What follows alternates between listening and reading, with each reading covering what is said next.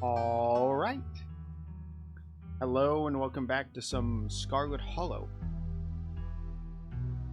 Had a lot of fun last time with this, so I'm going to continue with it. I think we had just started chapter 3, so I don't know anything about that. End of episode 2. I already saved. No, I don't think I need a recap. We did the mine thing. I think I did everything right I could, and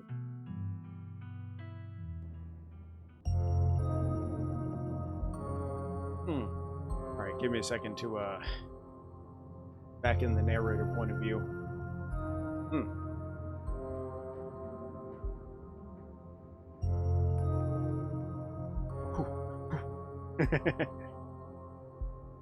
Sunshine filters in the dusty windows of the estate as the dull aches of last night's activities throb in and out of focus. You manage to survive a second night in the town of Scarlet Hollow. As you pull yourself out of bed, you can feel the soot and grime of the Shaw mine still stuck to your skin. We're gonna go take a shower. You step into the guest bathroom and into the shower. The water is hot, and surprisingly enough, clean. As steam fills your lung and soot washes down the drain, you think about Rosalina's shattered leg and the image of her foot barely attached to her body. Think about the Duke and the image of him blowing up slump. Scrub feverishly trying to scrape the memories from your skin as if they're part of the dirt that coats you. Think of Sybil's warning, the worst is yet to come. Think about Wayne and when her... I'm thinking about Sybil's warning. You think about Sybil's warning, and the worst is yet to come. You're done here. Wash away your sins with you, Jim. You turn off the faucet and dry yourself off. Time to start your day. Alright, we're gonna check in the opossum. There are 2 of them now. You wave down at the opossums. They look up at you. Against your better judgment, you reach out to the opossum, hand outstretched. Oh well, it was worth a shot. Maybe now they'll leave your dresser and return to nature where they belong. You hold your breath and approach the bedroom window. After finding the blueprint of viscera in the garden yesterday, you can't help but anticipate something staring back at you. It's the same view. Check the closet. Every time you see that doll, your heart skips a beat. It hasn't moved, right? Okay. That's enough of this closet. I can just text one of them. Okay, message or group chat. I get to meet Reese today, one. Send a photo of a pained old man. Let's say... What's the game plan? It'll probably be a bit before you get a response. Text Stella? Hot thinking about you. Probably a bit before you get a response. Text Kanika. Hey, beautiful. You're probably... I'm just gonna be an asshole. You've done everything you wanted up till here. It's time to start your day. Playing the field was the achievement. You enter the kitchen to find your cousin in the midst of devouring a pint of banana chocolate chunk. She isn't alone. Frou-Frou glares at you from her usual spot on the counter as a red-headed woman busies herself trying to tidy as best she can. Tabitha's eyes dart to the corner of the room, almost as if she's ashamed at being caught in the act of stress-eating ice cream for breakfast.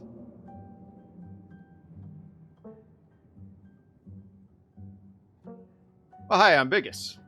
Good morning, I'm Janny. I'm just here to do my little weekly cleaning, whatever cleaning Miss Tabitha will let me do at least. I could have this place looking brand new, you know. Don't go making any big renovations or moving anything around. I like knowing where my stuff is. Okie dokie. Oh, it's so nice to meet you, Biggis. I mean, I guess I did meet you on Monday when you popped into the diner. Annie. But seeing someone somewhere and meeting them face to face are 2 completely different things, I suppose. Thanks. All I'm trying to say is that it's wonderful to finally meet you, and I'm so happy part of the family is here to keep Miss Tabitha company with everything that's... Janie. I'm sorry, Miss Tabitha. Am I being too much again? Tabitha grumbles in acknowledgement. Hey, cuz, how's it hanging? Hey, Tabitha, how's it going? That little girl from last night, apparently they had to take her foot. So I'm a little stressed. Tabitha takes one last spoonful of ice cream and then discards the empty container, turning to you with her trademark scowl. Well, I will say this. Tabitha looks better than we first encountered her. Let's get going. I got an errand to run in town, and every time I've left you here alone, something terrible's wound up happening. So you're coming with me.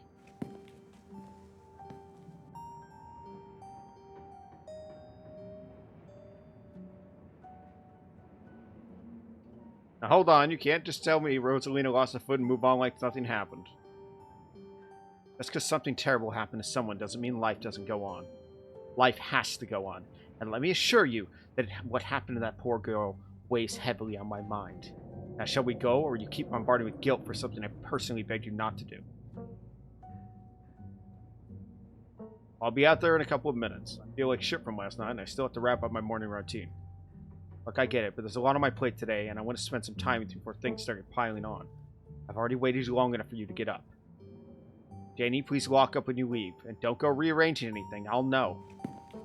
As you're ready to leave, Janie approaches from the far side of the kitchen. Tabitha remains between the two of you, impatiently tapping her foot.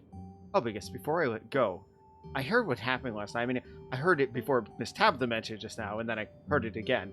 I just wanted to say I'm so sorry you got caught up in that. I'll be praying for poor Oscar and little Rosalina. They're such sweethearts. Couldn't happen to nicer people. You should get out of town. Thanks, like last night was a lot. Well, I'd love to chat, but I'd hate to interrupt your work. I'm in town for the next couple of days, though, if you've got time. Of course, feel free to swing by the church anytime time. Daniel and I are always there, except when I'm working, of course. But Daniel's usually there regardless. Alright, let's go. Bye, Janie. Be safe out there, you two. You and Tabitha walked through the doors of the estate and into her car. The ride to town was uneventful. Your cousin unsurprisingly more focused on the road than making conversation. Alright, we're just popping into the general store for a few minutes. What are we doing at the general store? Picking up tea from Sybil. Oh, yeah, I got you. Picking up tea. Yeah, I'm picking up tea. Why are you saying it all weird?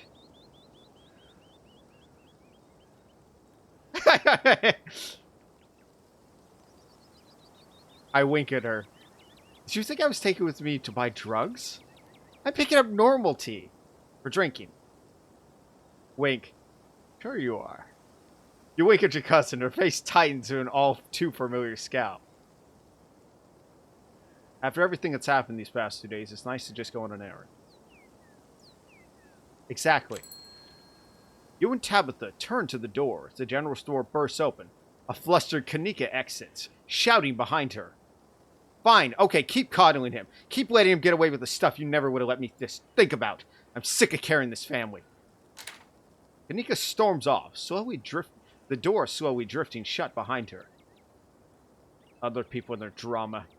More people kept to themselves would be a lot happier.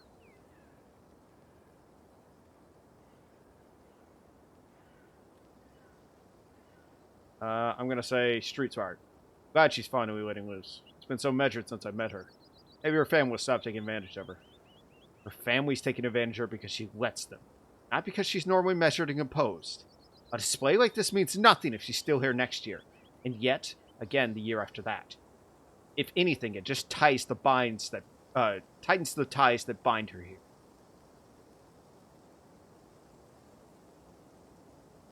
I think you're only saying that because you want to leave. Why are you still here? Have we been over this year? I have responsibilities. If I'm not here, I don't do my job, all of these lives are effectively over. We're burning daylight. Come on already. I think we're going to have to confront her with a lot of stuff. The bells of the general store chime as you cross the threshold. The smells of old wood and steamy herbal tea flood your senses, making you feel instantly at home. Good morning, you two. Hope you're feeling better after last night's activities. Morning. Is the new blend ready? Of course. Because if you'd like to keep Miles company, Tabitha and I will do just a minute. I can't believe you tried to tell me you weren't here to buy drugs. Oh, she most certainly is. Didn't you know there's no better place in Scarlet Hollow to stock up on the devil's lettuce than my little old tea shop? What? I'm not some kind of stoner. You know what, it doesn't matter. Think what you will. I'm just pulling your leg, dear. Simple motions for Tabitha to follow, and they both disappear into the tea room, closing the door behind them with the tinkling bells. You find a subtle spot near the door and listen in.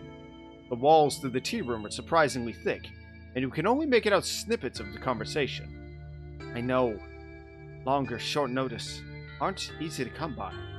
Is there enough? Just fine, just make sure this is all. Not keeping it. You only have one. Plenty of times. Your listening session is halted as the tinkling bells announce another patron. Oh. Excuse me. Wait, Vegas, aren't you? My name's Bo. I'm Duke's boy. Pleasure to meet you. Policeman told me you saw what happened to my daddy.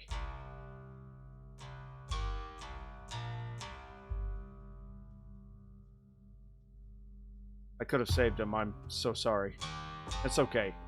My dad used to say I'm strong as they come, but I'm still scared of sometimes out in them woods. I'm sure you did the best you could. Mom was pretty heartbroken about it, though. Trying to hold it together since I'm the man of the house, but it ain't easy. Me and him were supposed to bring Big Betty to the state fair this week, but now that he's gone, and as this morning, so is she. I suppose if I'm not going to the fair, I may as well make myself useful and get out in the woods for what's left of my daddy. He was there, right? Did you tell me where to look so I could try and find him? Is Big Betty one of your chickens? Nah, she ain't a chicken. Big Betty's our prize pumpkin. She was a big lady. Yeah, I expect she was at least 2,000 pounds. Not too easy to move something like that. Could be she rolled off a hill. Now, I can't be looking for her yet with what everything's going on.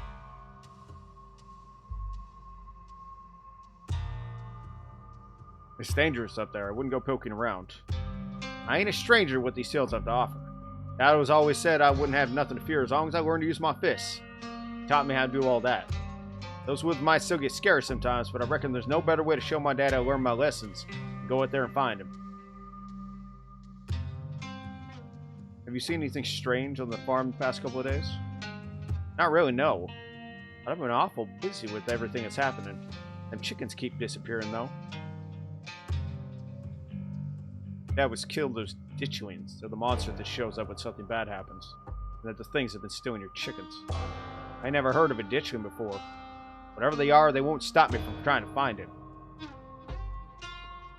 He died on the northeast edge of town off Axenia Trail. Thank you, Biggest. I appreciate you trying to help us out.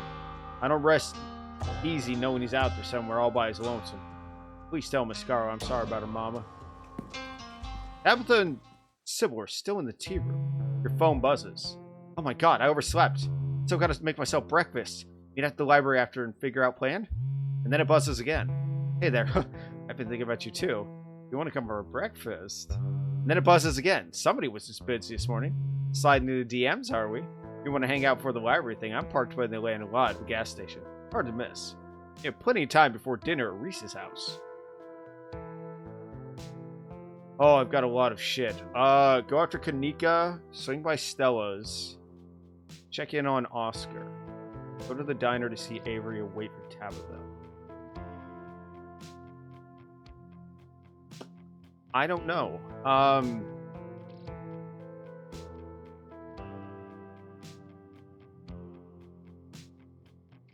thinking. I should wait for Tabitha, but...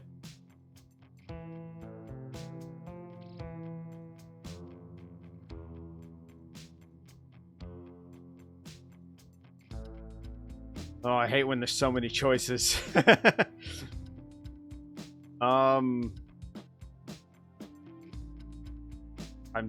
Jesus, there's so many choices. Trying to decide, because I feel like... Oh. I've been trying to get closer to Tabitha, but it's fucking hard. I feel like Kanika's got, like, the weight of her whole fucking family on her shoulders. Tabitha's Got some shit going on.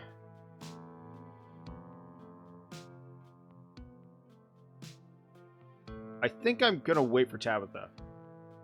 Your cousin will be back any second. It's best to just stay put. You and Miles showed a comfortably long silence as Bo continues to shop.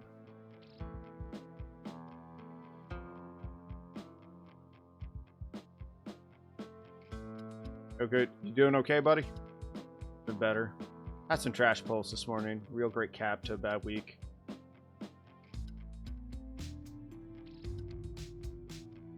I'm sorry about your trash pulls. Get the guy you want next time. Yeah, maybe. He won't be back for like another 6 months, so. Miles returned to his phone.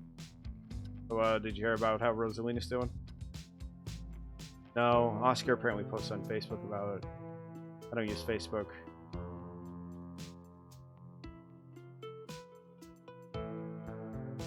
You lost her foot, Miles. Shit, really? Maybe Rosalina's cooler than I thought.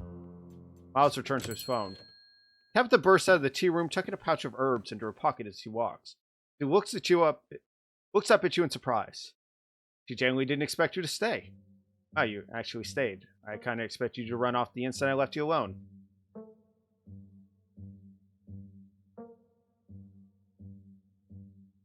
Family's important. I'm not just gonna ditch you. That's appreciated. I got a couple hours to spare, so I'll pick up some sodas and we can get out of here.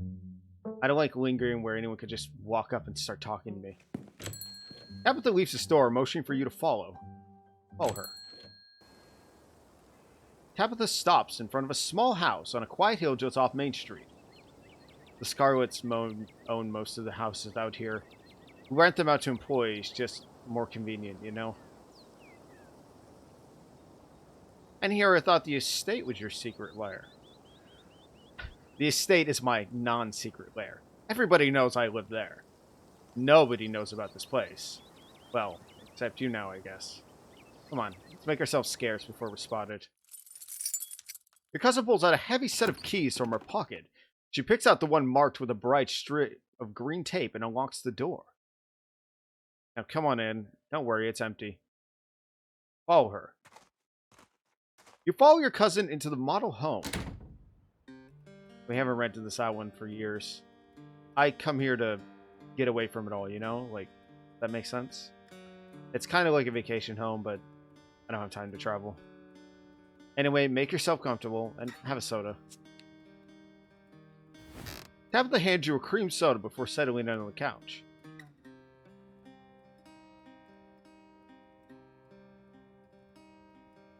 I swear to God, it's quick. Ah, okay. Let's talk about Tabitha. Try some of that tea you picked up? Smells nice. Nope, it's sleepy time tea. Don't want to drink it in the middle of the day. You ever get to travel? I saw your blown rock mug. My what? Oh, that must be one of Janie's. He was always saying we don't have enough cups. There are 3 cups. That's plenty. One for me, one for Lan, and one for the occasional guest. Janie says her husband has a ton of dumb little souvenirs from his travels. Not that I ask. She just tells me stuff about her family. Anyway, they said they have mugs to spare, so if I needed her charity, I guess she must have snuck a few in under my nose. I'll have to remember to toss it when I get back. Anyway, to answer your question, no, I don't travel. Too much to do. Sure, I'd like to see the Outer Banks one day, but I'm the head of the company. Not like anyone can cover for me. Maybe when I retire, if that ever happens. You live in a massive mansion, but you only have 3 cups? Why does everyone get hung up on that? It's not like the Scars don't own more dishware. I'm just not going to use the fine china to drink Pepsi. And we technically have 4 glasses. But one of them's used for the silverware. So there, we have more than 3. Rowan was a monster.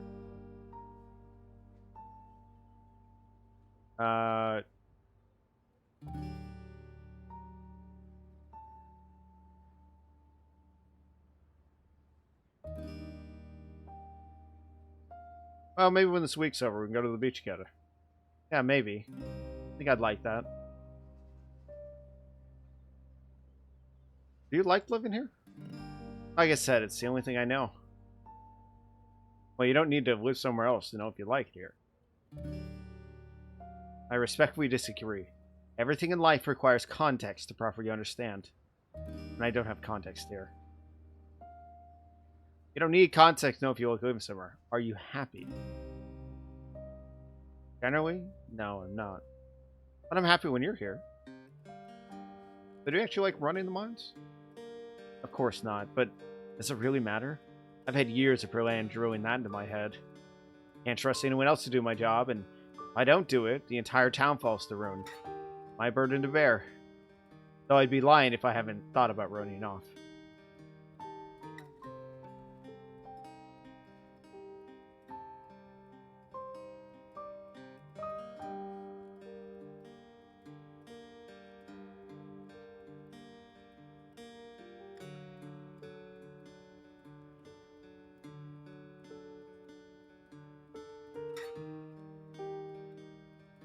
What if I moved here after everything's said and done?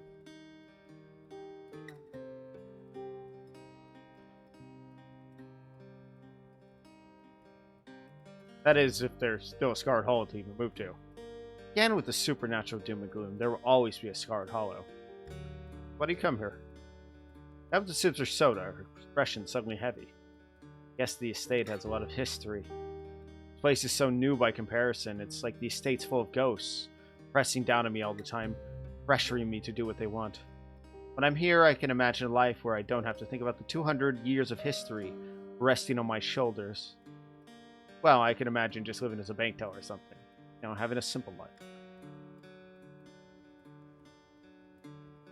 So what was Berlin like? Okay, I guess you should at least know some things about the woman whose funeral you're attending. She was my mother, your mom's twin sister. Fraternal. They didn't look alike. Same with the personalities, night and day from what I've heard. Berlin was a hard ass. Comes with the territory. I mean, what else do you want to know? Did you two get along? No. That woman was a monster. How did she die? Sleep apnea. What was your dad like? I don't know. He just left one day. Didn't want anything to do with us anymore, I guess. They never got divorced. Just separated. He probably couldn't be bothered to fill out any paperwork, especially considering he'd lose any claim to the Scarlet fortune if they divorced. And he'd have to pay child support if for a kid he couldn't be bothered to call on her birthday. No one in this town have two parents? Janie's kid does. For now. But this town takes its toll on her eventually. What do you think of Silas and those other old-timers? It's complicated. They built the town, they built the mine, they're the whole reason you and I are here today. They weren't angels, I know that, but they're dead. They've been dead a long time.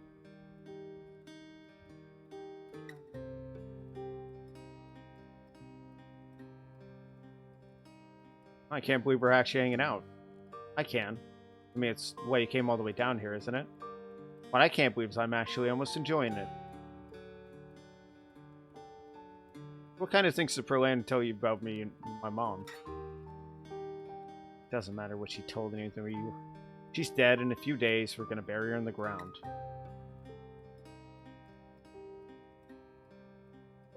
So what do you really think of me? Better than asking me for my... You're better than asking me for validation, I'll say that much. I'm really glad I came up here. After the pauses, she takes a long contemplative... No, oh my god. My mind... Templative... Oh, templative. Oh my god. The word is right in front of me, and I'm having problems saying it. I'm just gonna say she takes a long, thoughtful swig of soda. Yeah.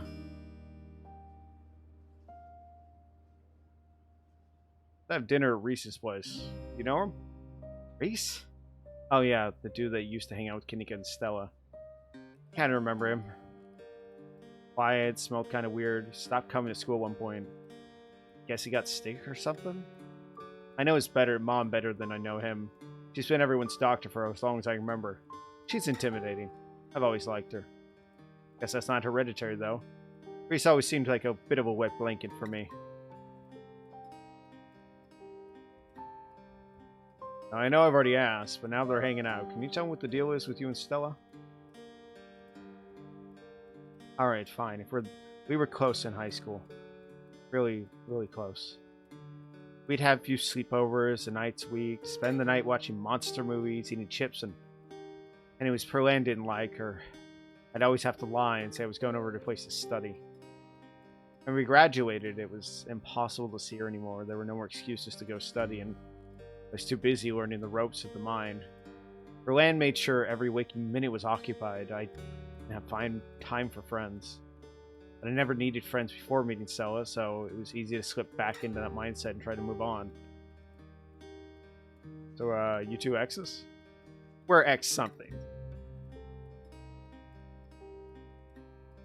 You want me to try to get you in with Kanika? Please, if she's anything like me, that would only make her hate me more. I have dignity, bigot. What do you think of Oscar? I think he's doing a bad job raising his kid. Like last night, for instance. He has way too much freedom.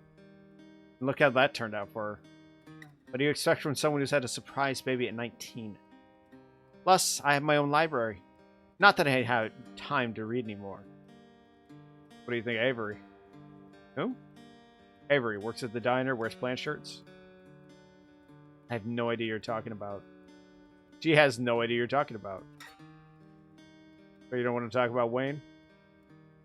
Yeah, sorry, it's a sore spot for me. Like I said, I don't know who's following you around, but it can't be him. Perlan sent him packing. He's gone. Tabitha. Tabitha. Come on, you can trust me. Look, I trust you, but this isn't about trust. Some things just don't need to be dug up. You know Sybil well. Everyone in town knows her. But I don't know if anyone actually knows her well. So why did you hire Janie? Perlan hired Janie. She was my babysitter before she started cleaning the estate. Police are really on my ass. I wouldn't worry about them. Our family is the law around these parts. You should do your best to stay on my good side. Come and ghost hunting with us tonight? Is that actually happening? That will be there. But so will Kenny. I doubt she'd be thrilled to see me again, but there's no point arguing with you. If you're gonna get up to any paranormal stuff, I better be there to save your skin if it gets hairy. Count me in. Thanks for taking me out here. Phone buzzes before Tabitha has a chance to respond. Almost forgot, it's Mayor Jimmy Day. Good excuse to head over to the library. We should check in with Oscar. Get you all there in half an hour. Totally blanked on that. Been having a weird foggy morning. Wow, they're still doing the Mayor Jimmy thing even after last night. You think the news has spread yet? But yeah, we should go see Oscar. See y'all soon. Someone's popular. It's... yeah. Why is everyone so jazzed about meeting... Oh, wait. No, okay, I didn't know that middle click is the same as H. Okay. It's Mayor Jimmy Day? Oh, what a ridiculous event.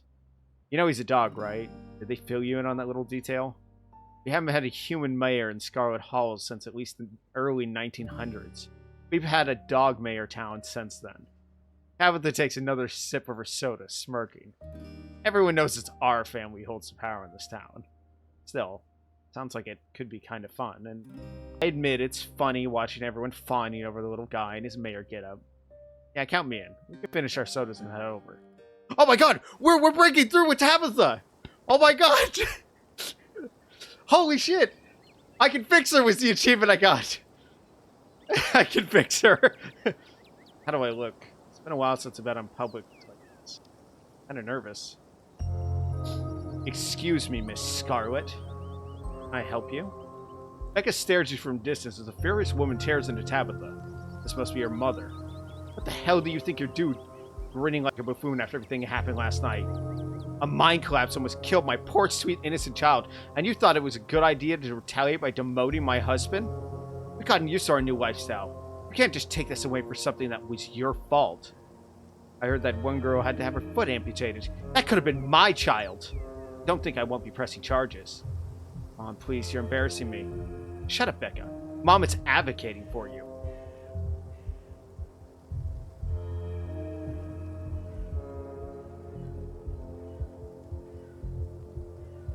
Shouldn't talk to your daughter like that. It's bad parenting. Right here.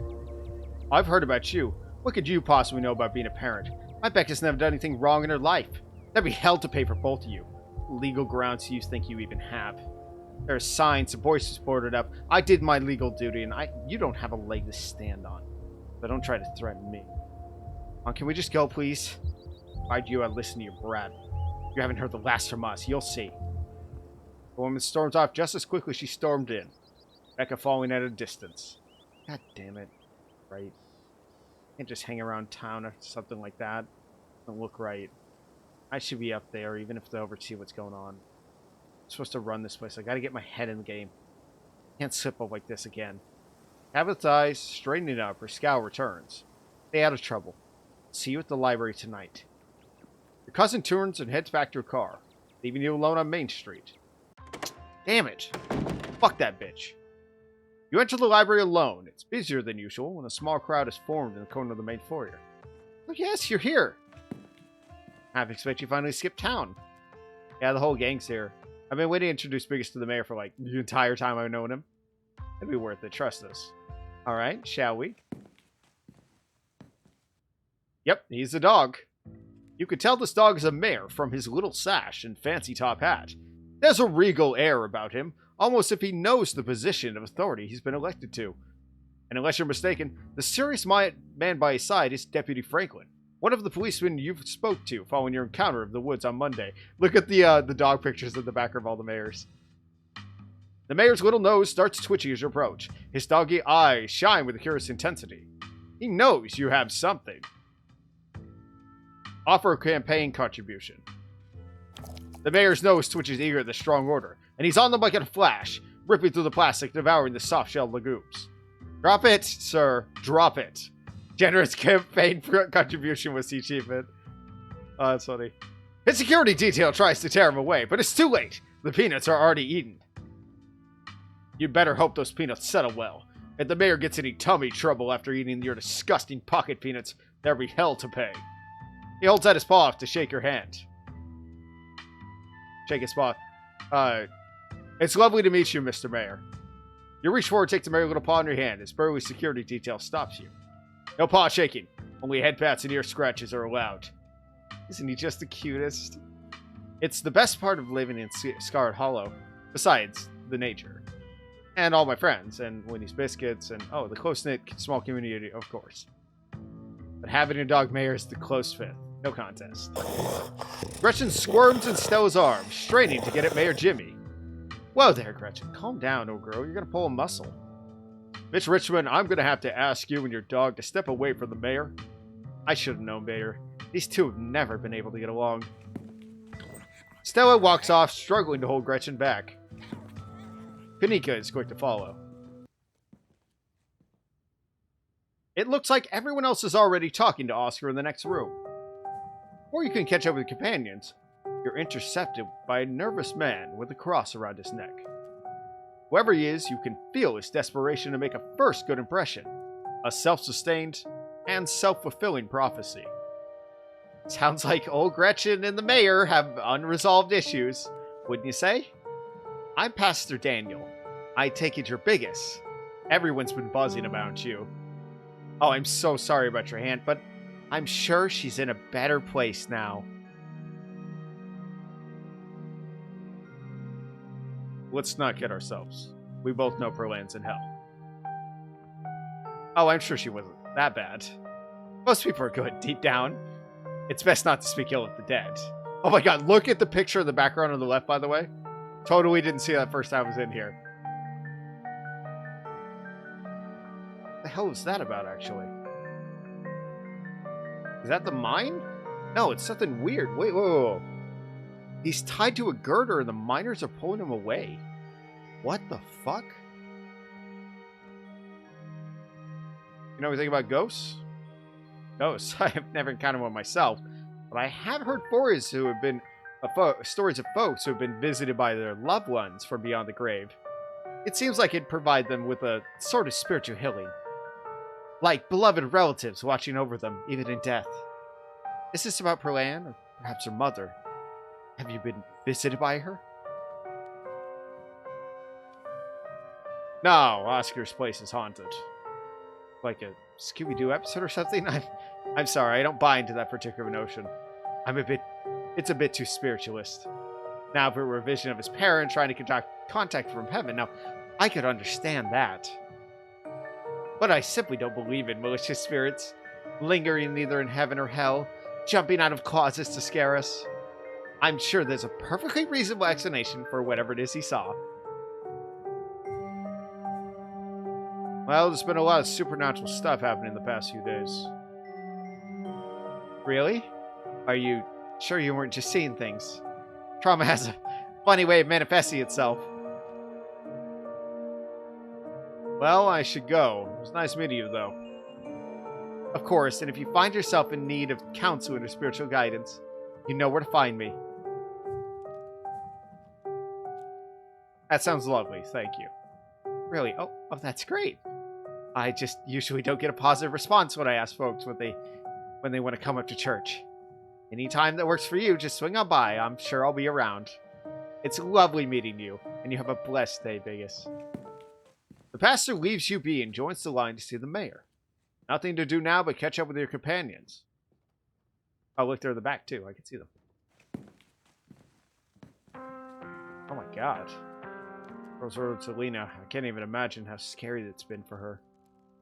She seems in high spirits right now, but they've got her on some pretty strong painkillers. I'm not sure how she's going to feel when that wears off. And it was the whole foot? Yeah, it's bad, but she's alive. We'll both be able to move on from this. We just have to get through the tough parts first. Prayer for you, man. Thank you. All of you. Everything just feels like it happened so fast. I know our whole lives have changed, but it's just taking up my mind a bit to catch up.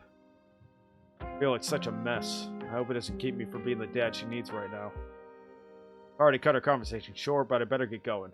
I was only supposed to come back to pick up a few things, but then the hospital called and said there'd been some big bus accident and they needed the bed, so I have to come pick her up. Now our house is still haunted, and the only place she can lie down is the dirty back room that drove her away in the first place, and here Jimmy Day's happening, and I'm sorry. I'm just a little overwhelmed. It's okay, Oscar. We're here to help.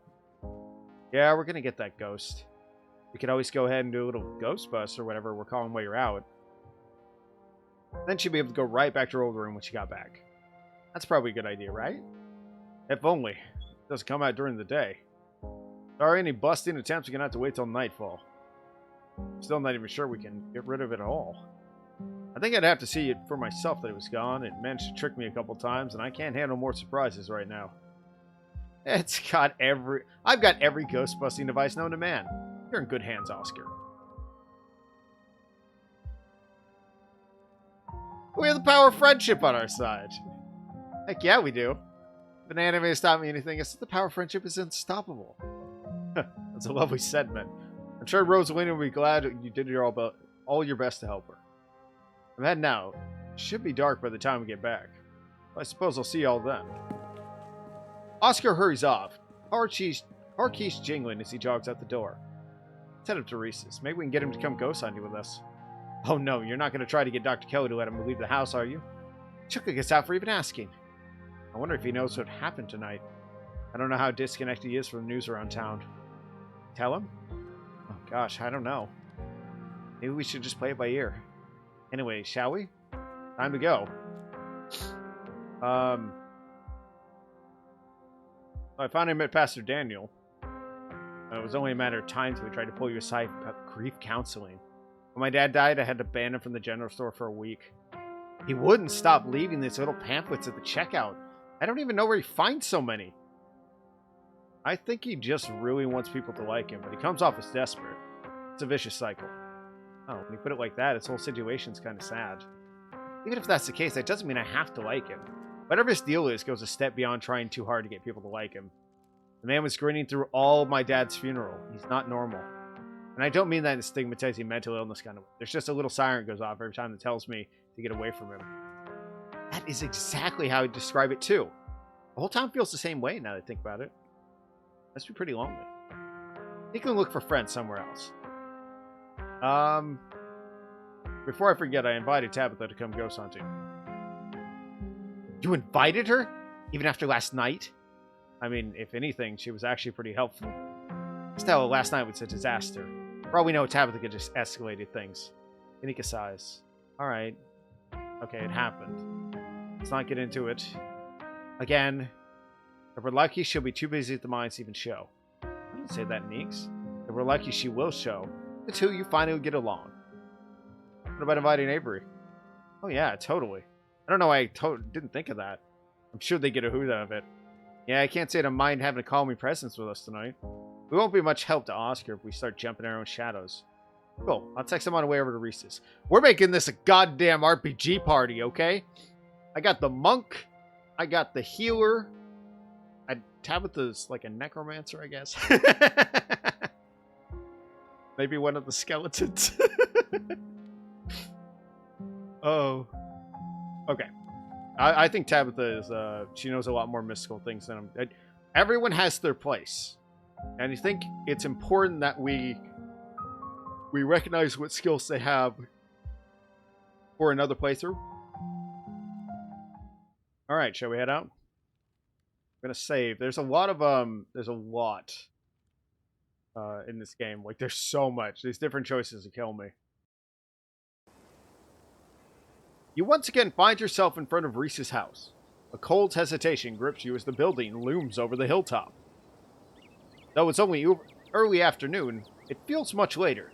The sun already sinking behind the tall mountains that surround Scarlet Hollow. I think Bo's gonna die because I gave him the information where to search. We're a little early. What if Dr. Kelly yells at us? There's no such thing as early when you're hanging out with friends. It's just extra time you spend together. Okay, but what if she yells at us? It's too late. The door swings open. Hey, Reese. Oh my god, dude, it's been ages. Oh, you must be Biggest, right? I heard a lot about you. Stella's been relentless about making sure I got all the Biggest updates. Gretchen yells at Reese, straining against Stella grips as she tries to get between them. Are they here already? I knew you'd show up early, Stella. And you brought the dog. Great. Yeah, I thought you might cheer Reese up. I don't know what's gotten into her all of a sudden. The dog stays outside. But it's okay, Stella. We can let her chill in my van for a bit. I'll run the AC and leave her some treats. You know, I always had some of those easy dog turkeys stacked away. Apologies. It's okay, Stella. We can let her chill in my van for a bit. I'll run the AC and leave her some treats. You know I can always have some of those easy shoot dog jerky packed away. I always have some of them. Yeah. But we go everywhere together. You want to come in or not? Kanika nervously tugs Stella away towards her van. Well, what about you, Biggest? Are you coming in? Oh, sure. You follow Reese and Dr. Kelly inside. Stella and Kanika aren't too far behind you. The house feels cold. Not only is it odd chill in the air, but the building itself feels sterile, uncomfortably tidy to the point where you're nervous to touch anything. If it weren't for the aroma of store-bought dinner rolls baking in the oven, and the unsettling artwork hanging on the walls, you'd be half convinced you'd wandered into a real estate showing. How can I lend a hand? By sitting down at the table and not puttering around my kitchen. Made sure everything was done well in advance. So the only thing left are dinner rolls, which shouldn't be long. Then we can have a quick dinner and you can leave my house and go bunch of business. Kinda hoping to see Reese's new art. Still have time, right? You aren't seriously considering subjecting your friends to your disaster of a room, are you? It's not that bad. I mean, you can still see the floor. Dr. Kelly raises a single questioning eyebrow. I don't mind a little mess.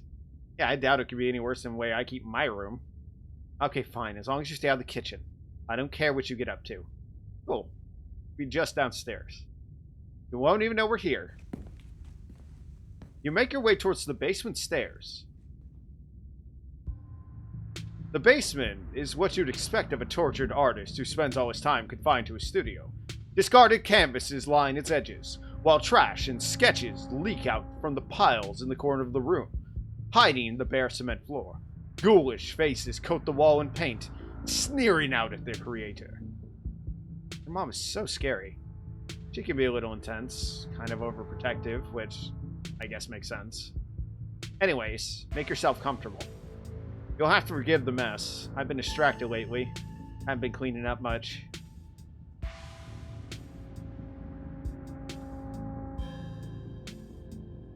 You need us to sneak you out of the place? This place feels a bit like a prison. Unfortunately, the prison we're dealing with is my body, not the room. We're sure there's nothing we can do? Your company's plenty. It's so nice to have living people down here for a change.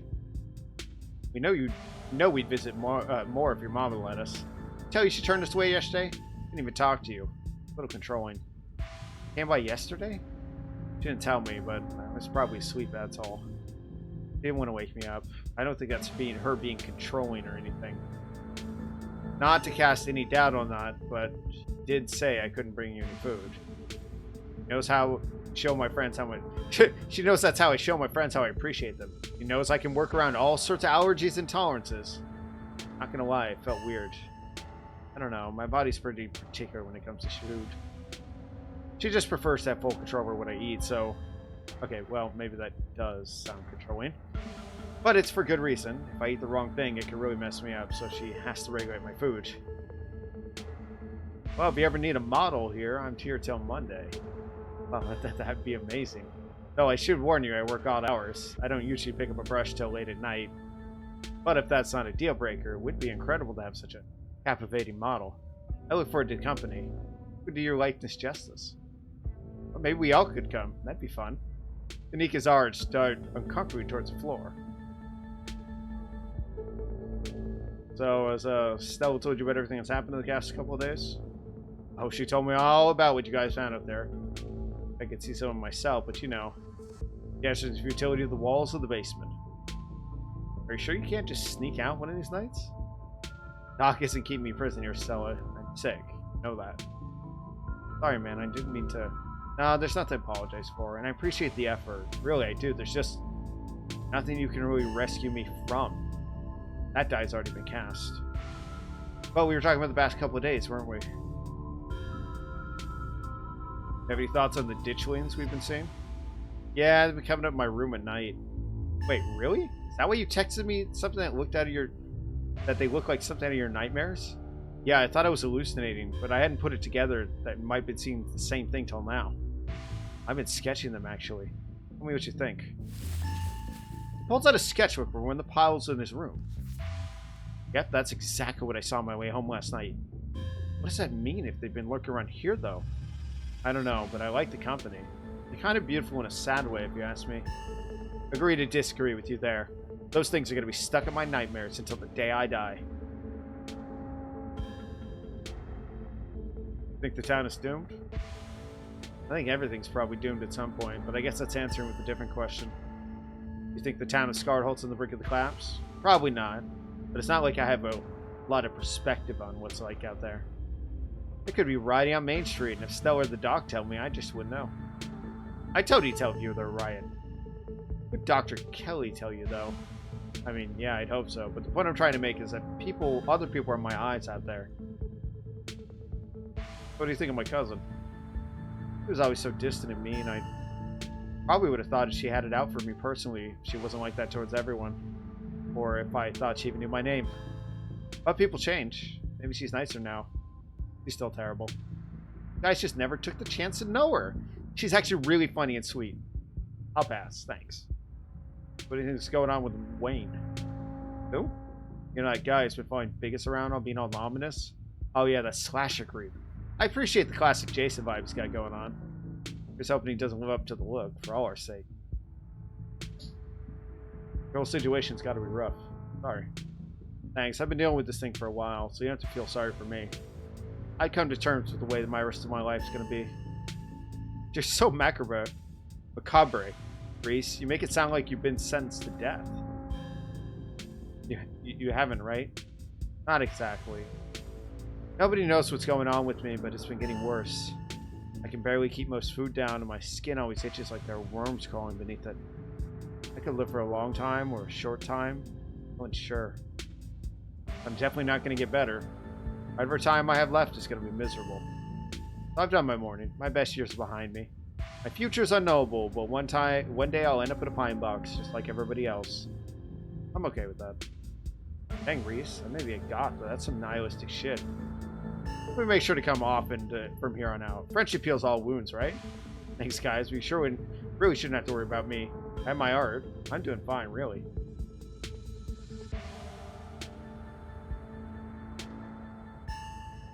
Sure, there must be something the doctors can do, even if it's just helping with the symptoms. Doc upstairs consulted with a lot of specialists. I've tried a lot of medications. Sure, some have been known to alleviate symptoms, but they always come with their own fun side effects. Wound up being a question of picking which discomforts I wanted to deal with. I settled with constant nausea and vomiting and a persistent itch I can't scratch. It's manageable. As long as I can still pain, I don't care. Hey, it isn't all that bad. Some of it's just weird like this. Pulls on the skin of its arm, it stretches unnaturally. Hyperelasticity. Kinda cool, right? Whoa! That not hurt? Nope, feels fine. Like I said, it gets itchy under the skin sometimes, but I don't know if that's the elasticity, the medicine, or some other part of my condition. Your art. Slap these bad boys on a mug, you can make a buck or two. That's what I've been telling him. If you posted these somewhere online, you could get big, man. I think I'll keep them myself until I die. You know how it is with that artist. Their art sells for way more. I hope the doc, whoever ends up inheriting my work, makes millions off of it. I'll be able to rest easy knowing somebody had retroactively given my life value. Or you could sell them while alive, enjoy the fruits of your labor while you still exist. That sounds complicated. I'd rather just spend my time painting. Leave the hard work to someone else. That's quite the movie collection you got. Got any recommendations? Let me think. Have you heard Chi, Deathblood? I saw that for the first time recently and it blew me away. Excellent example of both Japanese horror and found footage done right. You can even put it on after dinner if you guys are interested. Dang, I used to be down for that. We gotta have it over to Oscars after this. Promise we ghost bust this place. He's been apparently dealing with a bad haunting. I feel we should really be there considering everything that's happened. He and Rosalina both need our support right now.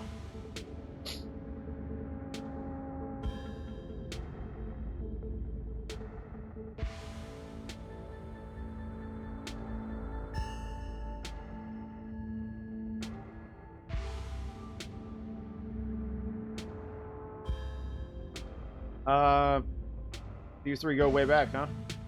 Almost to the womb. School here is a tiny K-12, not exactly a one-room schoolhouse, but not far from it. We're also lucky we got along as what we did. Some kids weren't able to make any friends their own age. Just happened to be born around the same time as some jerks and stuck with them to their whole school career. Poor kids. Not that we were free from dealing with those jerks. Like a certain Scarlet I could name. Okay, she was a little rough around the edges, but she was pretty friendly when you got past that. Maybe to you. The way she looked at me, you'd think I'd roll in something foul every morning for school. Same here, though. To be fair, feeling was more mutual for it. She deserved it, though.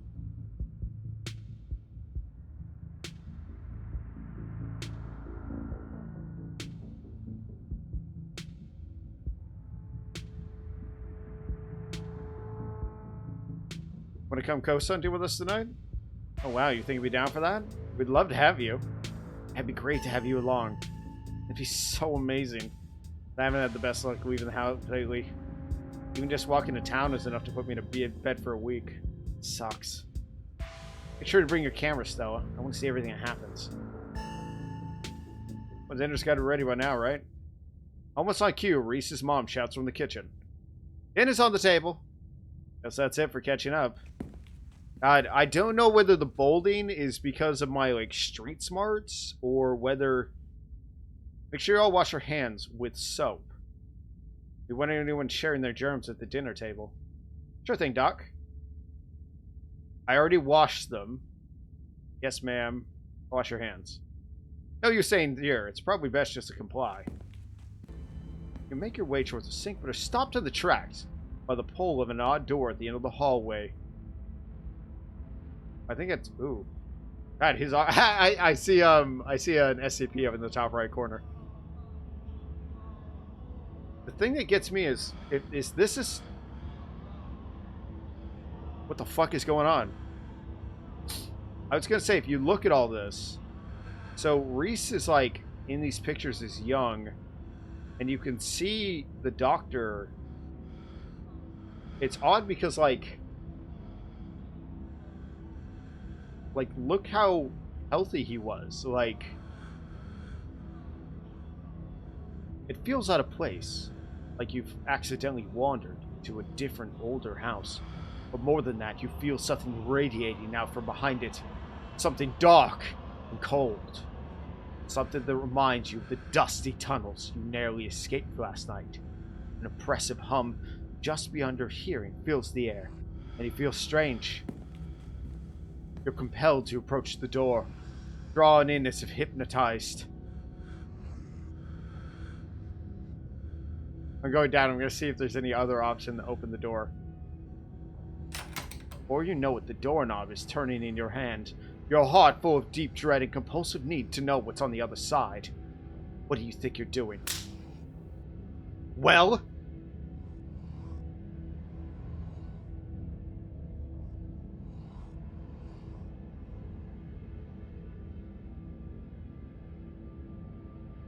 Just clean this doorknob. Dr. Kell narrows her eyes with suspicion. Worry less about cleaning my doorknobs and more about cleaning your hands. Come on, everyone's waiting for you. You won't let her interrupt you. You need to know what's behind the door. Oh, no you don't. Come, wash your hands and sit down. She grabs you by the shoulders, yanking you away. You do as she says, cleaning up under her watchful eyes and allowing yourself to be ushered back to the table and away from the door. Dinner's already laid out. Dinner rolls, spaghetti, a light salad. Kanika anxiously picks at her food. Stella is nervously talkative, and Reese is suddenly quiet and tense, his shoulder tight as his mother perches on the chair next to his. Dr. Kelly eyes you all with a sharp, fierce gaze. Even what he is eating is less than, like, everyone else. Like, he's only got, like, the noodles. He doesn't even have the sauce. Just the noodles. She sits opposite to you at the far end of the table, her features silhouetted against the light of the setting sun in the window behind her. Given her protectiveness towards Reese, find it odd that he's seated between the two of you, rather than the other way around. It's almost as though she's guarded not only towards you and Stella and Kanika, towards her own son as well. Wait, what? Just a minute. You find it odd that he's seated between the two of you, rather than the other way around.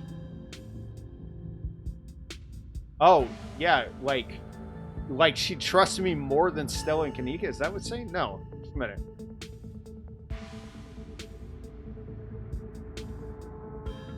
Hold on.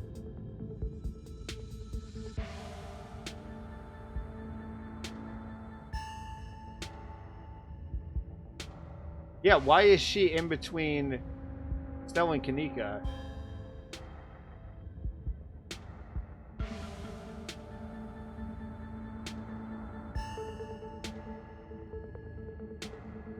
I'm trying to understand what he means, like what that means. Just a minute. It's like, huh?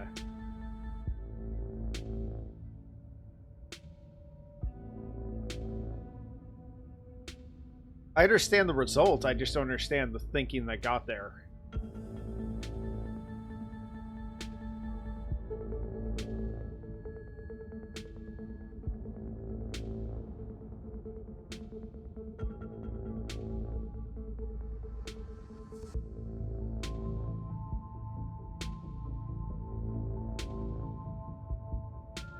Like the idea that she's at the end of the table and that's why. Hills. He slides a few tables towards Reese. He obediently swallows them. This is excellent, Dr. Keller. The pasta sauce homemade? No, it's from a jar. I worked 2 hours to make my own sauce. We have excellent taste in brands. If you want any tips on easy home-cooked pastas, you know I...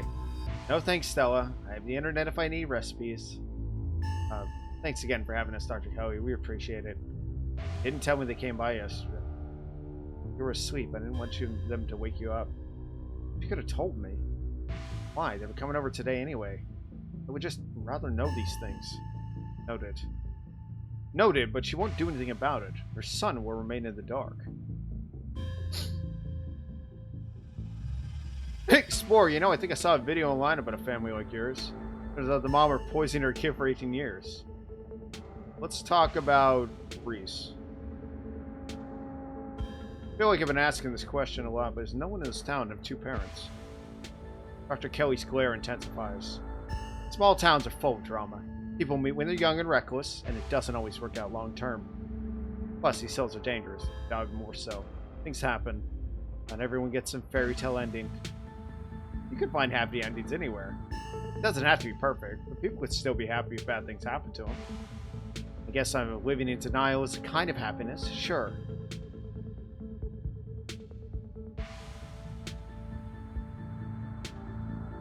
Must break your heart, having to isolate your son from the world like this. It's another unfortunate side effect of his illness. Both of us have come to terms with this. Not the life I wanted for him, but it's the life he has to lead. Maybe he doesn't have to. Jeez, Kaneki, your boots are heavy. Sorry, Dr. Kelly. We're totally respectful of Reese's boundaries, even though they might seem a little arbitrary and strict. Isn't that right, Stella? You can kick me all you like. It won't change my bold attitude and outgoing personality. You know, Doc, I feel pretty okay. I don't think having people over is all that rough on me. We'll see how you feel in an hour.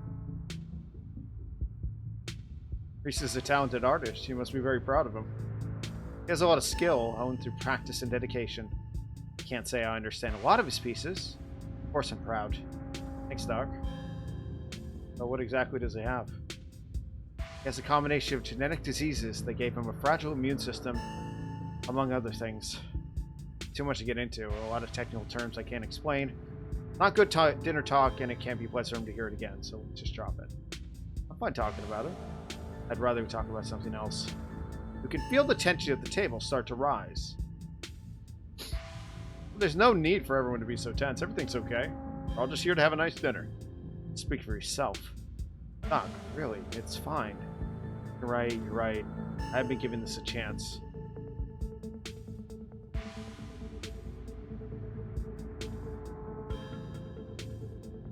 Thanks for putting this together, Dr. Kelly. I don't usually have time to cook for so many people, but I'm glad there's enough for everyone. It reminded me of what it used to be like when these two would come over. Hungry teenagers, eating me out of house and home. I should have charged your parents for all the food you went through. Honestly, it was like I was running a restaurant, not a doctor's office.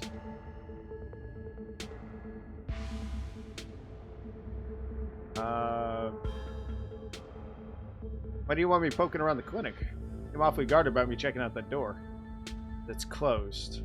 Doctors don't usually let people wander through their clinic. Of course, Dr. Kelly, never. I'm sure Biggest is just joking, right, Biggest? No, I can't ever say I've been drawn to a place, but the secrecy is starting to make it feel awfully compelling. Stella, don't think of getting ideas from Biggest. No one's playing hide and seek in my private offices. Not today, not ever. Biggest, she doesn't need any more bad influences. Yeah, but what if it's haunted? This place was built of an old Civil War hospital, right? It was a TB clinic, too. Double haunted. I can't believe I never went ghost hunting here.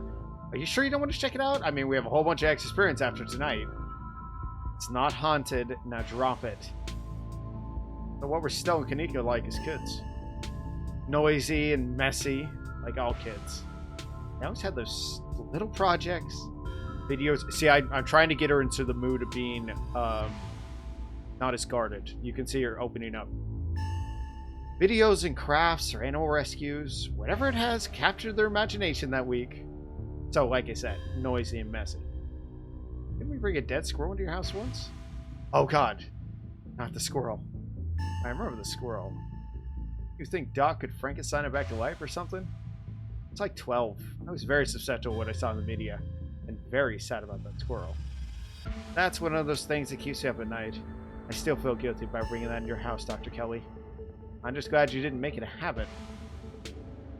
Oh, my cousin said she admires you. Really? I didn't think Tabitha had anyone she could look up to that isn't a Scarlet. Well, you just didn't get to know her. She had tons of inspirations. Rockefeller, Carnegie, Ford? No, that's even worse. She admires me so much, she shouldn't be afraid to come in for a yearly physical. Ever since her aunt and now her mother passed away, I think women in the previous generation fared worse than that. I can't remember the last time I saw her in my office. Please get her priorities straight. You tell her they said that. Maybe they'll listen to family.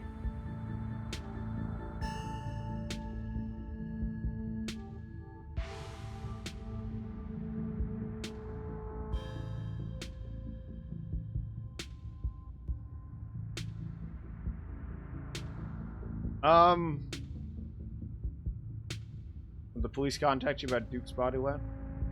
Last I heard, they still haven't found it. Body? I was under the impression he was just missing. No, Duke, he definitely died. Saw the footage. Saw it for myself in person. So did Biggest. Not missing. How the hell did that happen? Elliot said it was those things in the woods, the ditchwinds. Made a misfire. Ditchwinds. Oh, this was all for one of your videos, huh? Reese, you should know better than the Lenity Crescents and Stella's little cryptozoology stories. Now, I don't doubt something happened to him, but I'm sure there were no little ghouls involved. I've seen them, Mom. It's on my windows at night. Real. Don't have to talk to me like kids. I'd be sick, but I'm still capable of reason, okay? Sure they weren't raccoons or... Stop. Stop doubting everything I said. Stop trying to rewrite things I said to fit what you think should be true.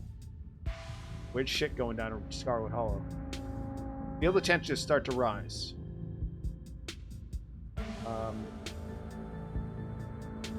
Has anyone come in suffering from hallucinations? Not at liberty to discuss private medical information. Sure? Not even a little bit? We could help our investigation of strange goings on. Not like you have to name names. Investigation of what? A mind collapse or little ghouls? I think it's best left to professionals, though, and not someone who runs around the woods with a camcorder. Judging by the police response, Dr. Kelly, I don't think it is. I saw some stuff down in the mines last night I struggled to explain. Maybe if we knew there were miners suffering hallucinations, we could just roll as a gas leak, but if you were in abandoned mines, chances are you were huffing something dangerous, and the hallucinatory is through the roof.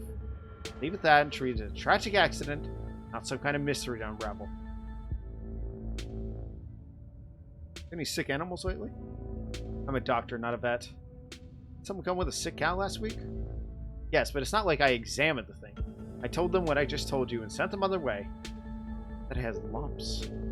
Sure it had lumps, but I figured it was suffering from some cow disease. It's not something I've done research on. I just don't know how normal it would be for a cow to be covered in lumps. Doesn't that sound like ditchwings? No farm animal safe from the devious clutches?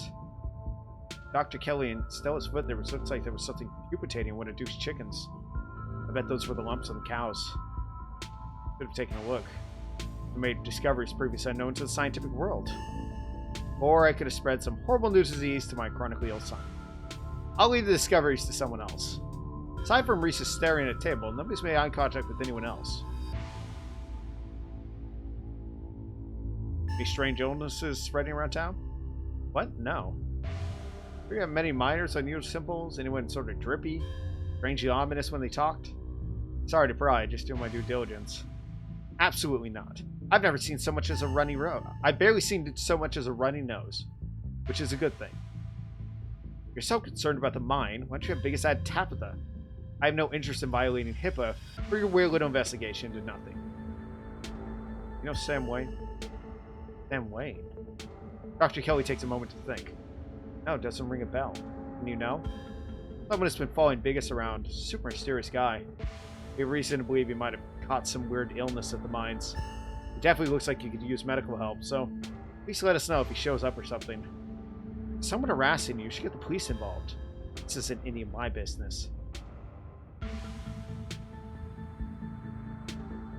I could say, you know, I think I saw a video online about a fan. I'm going to save real quick. I'm probably going to reload. But I really want to accuse her. You know, I think I saw a video online like a family like yours. Turns out the fat mom had been poisoning your kid for 18 years. The dinner table goes quiet. Yeah, I think I saw that one too. Wild stuff. That's so. Science returns. Seconds feel like they're drawn out like minutes. The tension at the dinner table reached breaking point. Alright, that's enough. Dr. Kelly's interrupted by Reese before he can finish her thought. So we were talking about maybe watching a movie sometime this week, while Biggest is still in town. We'll have to see how you're feeling. You can handle a movie, Doc. Just sit downstairs in the dark. Reese is used to that. Sure, it'll be okay. You're always overestimating how you're able to do, Reese. That's why you keep getting sick. If I get sick, it's not like it's ever going to change. I'm sick every day, and I'm not getting better. I just don't want to spend the last few miserable years of my life in the basement alone because seeing my friends is deemed too strenuous. I'm an adult, for God's sake. I can't believe I have to ask for permission from my mom just to have my friends over. Reese stops mid-sentence, wincing in pain and wrapping itself in his arms. Don't say things like that. Doing everything I can to try to fix. Silence as Dr. Kelly's eyes shoot open. Reese? Reese abruptly pulls from the table and leaves. Damn it! I knew it! I knew this would be too much! Everyone get out of the house. Just leave us alone and stop trying to interfere with his life. All it does is hurt him more. You can't just leave him like this. Now's when he needs friends the most. Now is when he needs me the most. I'm his doctor and his mother. I know you care about him. I know that. And he knows it too, but all any of you do is get in the way. Please just leave.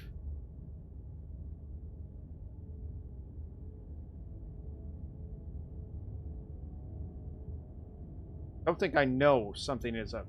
Don't think I don't know something's up here. I don't care what you think. I just want you to take care of my son. I want you out so I can take care of my son. The three of you rush to the door. We'll be back, Reese. Hope you feel better soon. Dr. Kelly shuts the door in your faces. The click of a lock signals the end of your dinner at Reese. Do you really think Reese's mom is poisoning him? If she is, I swear to God. She wouldn't. That would just be horrible. You could do something like that to your own kid for so long. Oh, no. There's no way. Y'all are barking up the wrong tree. Seems far-fetched, but definitely rare. I don't think we could rule it out.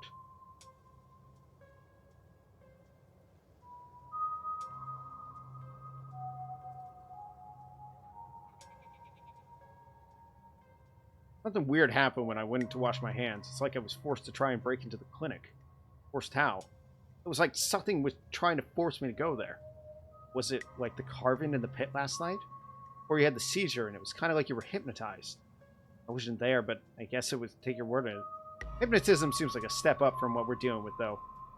I mean, I don't know. A lot's happened last night. The whole thing was very trance-like. Yeah, it was kind of similar. What if there's another carving in there? It'd be so weird. There is. I wonder if you give me another vision. Maybe these things have something to do with the ditchlings. You're not suggesting we go poking around in there, are you? Of course I am. Maybe tomorrow. I'm not breaking into Dr. Kelly's clinic based on a bad vibe Big got. Either of you get the impression Dr. Kelly was afraid of Reese. She never turned her back towards him. Are you sure she wasn't being overprotective? I'm sure that's all that's going on. I mean, she has every right to be. I mean, the poor guy took 2 bites of food and got sick immediately. I can imagine what that's like for both of them to go through. Yeah, but if she was being overprotective, she would have sat between us and him. She had her back to the window. That's interesting. If anyone should be afraid of anyone, Reese should be afraid of his mom. I think you're both reading things too much. Dr. Kelly is good people. Look, I'm just saying, maybe there's something more to the dynamic than just him being sick, but it's not like there's much we can do about it right now. We could probably go back and forth for this for a while. Let's grab Gretchen and get going. The sun is setting and we wouldn't want to miss a second of ghost action. I didn't want to accuse her of being a poisoner, but I had to get confirmation. I am convinced that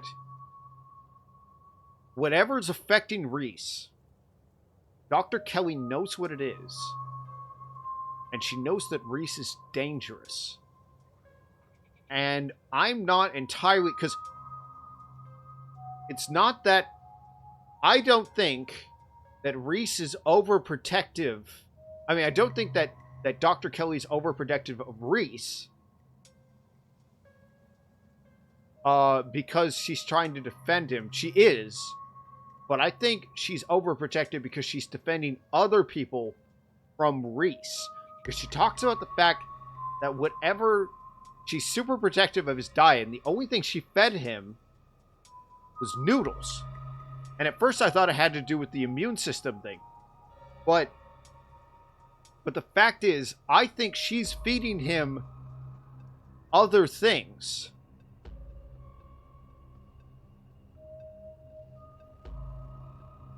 The fact that the ditchlings are attracted to Reese is not... I think they're an omen of Reese doing something rather than something happening to Reese. Because hyperelasticity... I really want to look at my book.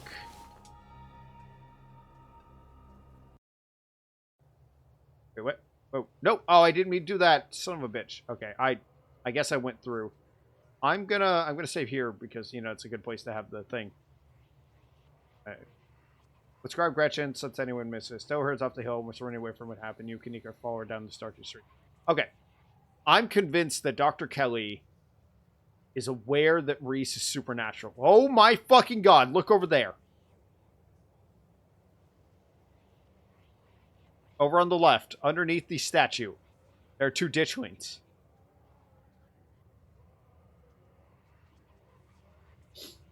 Maybe Stella's right. Maybe ghosts aren't real. And the rest of tonight is going... There's one over in the bottom right corner, too. There's one over on top of the building. Over to the left. It's a really tiny one. Yeah, so I see a total of 4. Oh, and fucking Wayne is in the window. On the back left window. Jesus Christ. Street smart. You can't help but feel like you're about to walk into a slasher movie. You run through a mental list of everyone who's joining you, trying to figure out if you'll make it to the end. Who are you kidding?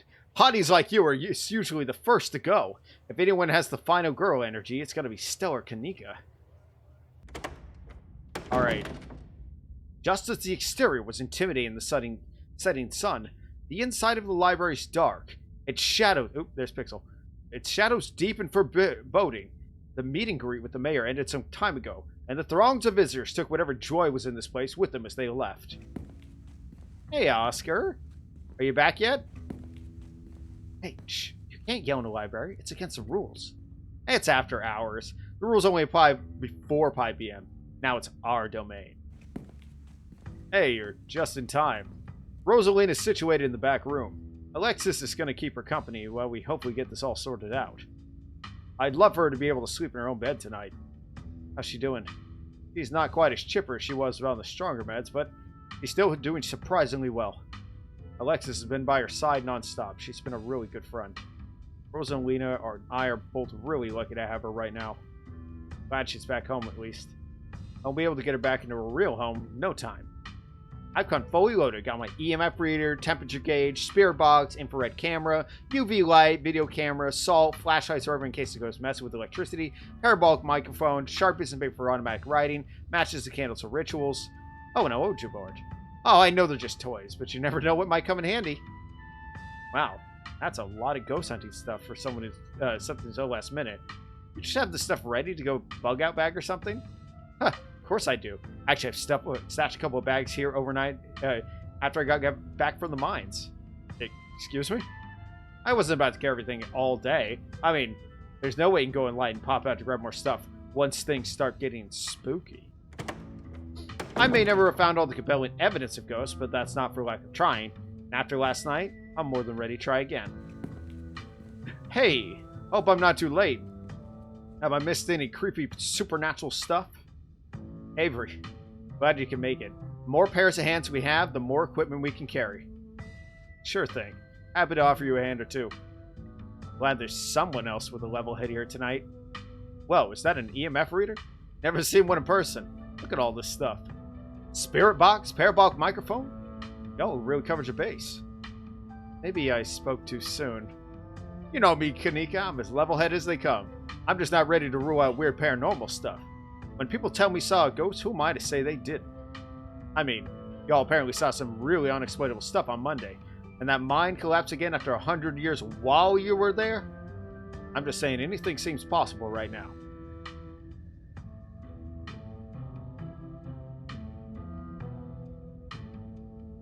Like aliens. Those mines were chock full of ghosts last night. After all my fruitless ghost hunts, I basically convinced myself ghosts weren't real. The last night, we saw some really convincing evidence. Especially those figures you mentioned. Though I'm still 50-50 on whether they're cryptids or ghosts. Hopefully whatever happens tonight will help clear that up. I can't wait to wander through Oscar's house for a few uneventful hours before getting Rosalina tucked into bed. I could use a quiet night after everything I went through. Kanika! That's a death flag! That'd be too bad. I was kind of hoping to see a ghost. Maybe it would be a happy medium between no ghost and deadly spirits of vengeance. The Casper situation might be nice. I envy your pessimism there, but Suppose it won't be long until we get to the bottom of things. Yo! Don't go rush off ghost busting without Zane. No way I was going to forget your promise, Stella. Zane! Glad you could make it. I was confronted with my own mortality for the first time yesterday, so I'm desperate for answers to ease my troubled mind. Now let's go mess with some ghosts. Oh, my house is big enough for 6 ghost hunters at once. This is everyone. We can go ahead and... That's everyone. Wait, what about Tabby? What about her? She's not here. Let's get started. Guess she'll catch up to us when she gets here. Well, if y'all are getting to get started, it's through the back. Follow me. You and your companions grab some equipment from one of Stella's carefully staffed bug-out bags and head towards the junction connecting to Oscar's house and the library. Looks like the sun is almost set. This is when stuff usually starts to kick off. I haven't been back inside for about a week, so I have no idea what to expect. Hey! You're not doing this without me. If there's a ghost, I want to see it with my own eyes. Sorry, Mr. Gutierrez. I tried to stop her. He was really convincing. Oh, hi, Zane. What's up? Yo! Rosalina. Better come with us. It's her house, too. I've done enough resting. It's not like hobbling around the library is any different than hobbling around the house. I miss being there. I miss feeling home. Shouldn't be hobbling at all. Just take it easy till you're more healed. Gotta learn to walk around eventually. Might as well start while I'm still on pain meds. Our house is one story. It's not like I'm climbing Mount Everest. Ugh. Doctors did say I should encourage you to practice walking. Okay, you can come along, but if you get tired or it starts to hurt, you let me know right away. Thanks, Dad. Now let's get our house back. Damn, Rosalina is a strong girl. You all crossed over the threshold and entered Oscar's living room. Family photos line the walls, and stacks of books sit comfortably on wooden furniture. Okay. I mean, looks pretty normal for now. I don't remember the picture being on the floor, but that could be non-supernatural. None of my equipment's picking up anything around the picture. But I'll set up a camera in case it falls again. Could be important evidence. You might want to save your cameras for Rosalina's room. That's where I've seen the ghosts manifest. It's just down the hall. Oscar and Kiniko startle as the door swing open. Seems like I made it. The gang's all here! Achievement unlocked! That means I've got everyone I could possibly get for this. Seems like I made it just in time. Let's get this show on the road. I don't have all night.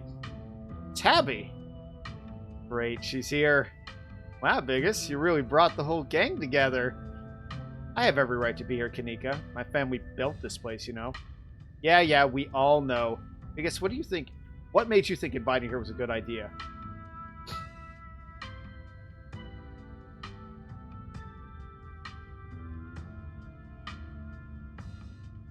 What? I like her.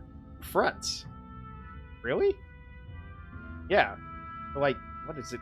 You're to be friends with your cousin? Wow, Vegas, you have any idea how hard it is to get these two in the same room? This is amazing! Yeah, amazing. That's a word for it. Sounds like we're in for one interesting night. Glad I didn't stay in the same town with these people I went to high school with. No wonder small towns have so much drama. I wonder if the ghosts will even show with this many people around. Wait, is it just me or does it suddenly feel colder? Sure does. Definitely felt that. Same, I got the chills. Temperature gun says it's actually a few degrees colder, but that's normal. Rooms and hallways are always colder in other parts of the house. Whoa, a genuine cold spot. I'm gonna snap a pic for posterity. Is that it? I mean, this isn't very scary. I feel a presence. Hey, Rosalina, if the ghost manifests in your room, shouldn't you have seen it? I've only seen the stain. I maybe switched rooms with him way before we moved out. I wasn't about to let my daughter sleep in a haunted bedroom. I spend most of my nights on the couch before we set up shop in the library. Even if there is something back there, I'm not scared of it. I'm mad at it. That was so brave. I'd be terrified sleeping somewhere that might have a ghost.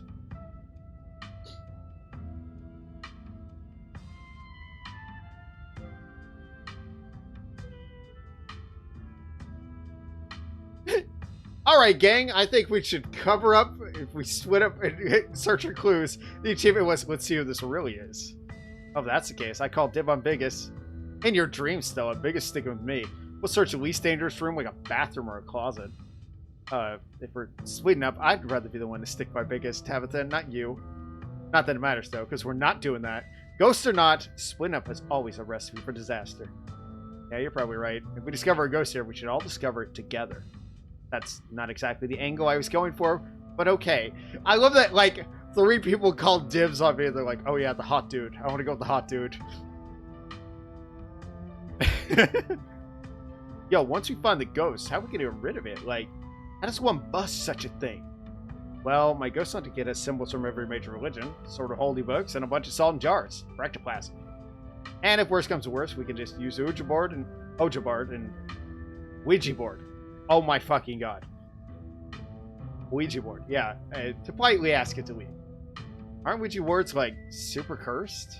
Like, wouldn't that make it mad or invite demons to our house or something? Ouija boards are toys. The only power they have is scaring kids at slumber parties. That sounds like fun like me. We might as well try it, right? What's the worst could happen? We make the ghost mad and it gives us more evidence? Sounds like a win-win. I think I'd rather not take the chance.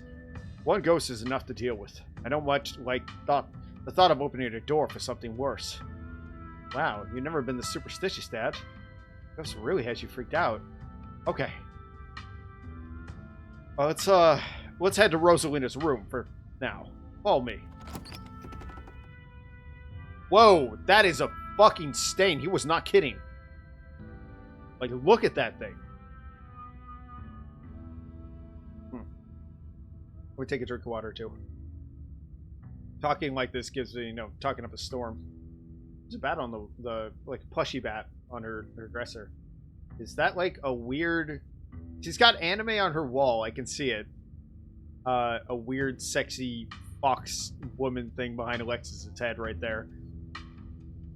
She's got like boy band stuff on the wall.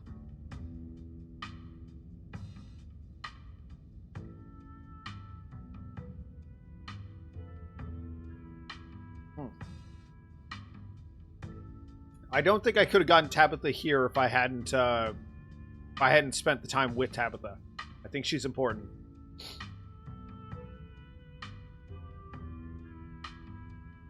That feeling again. Like the mines. Like the door to the clinic. Suffocating, dusty, dizzying feeling. Like something in this house. Whether it's ghosts or something worse. You aren't sure. Whoa. This is where I've seen it. It appears on top of the stain. Yeesh, that has got to be tough to scrub out. Is that the county on this house? Oh wait, yeesh. That's got to be tough to scrub out. That's not the county on this house? Like, they know about the damaged carpet? Have you seen your house? I don't see how that's relevant. Weird, I'm not getting anything. It's not even cold. It's the same temperature as the living room. Nothing on the EMF either. And your equipment's wrong. That stain is definitely paranormal. I've scrubbed it out too many times to count. It just keeps coming back. Well, it's just a stain, Dad. Can we just cover it back up? I don't mind sleeping in here. Maybe we have to scrub it out first. That paranormal stuff will activate if we give it a reason to. Oh, good idea. I've never heard of a bleach-activated ghost before. Oh, wait. Sorry. It's hard getting all of them. You don't use bleach to clean a carpet, Tabitha. Whatever. How was I supposed to know that? Not everyone gets to learn how to clean things. If y'all are offering free carpeting cleaning, be my guest.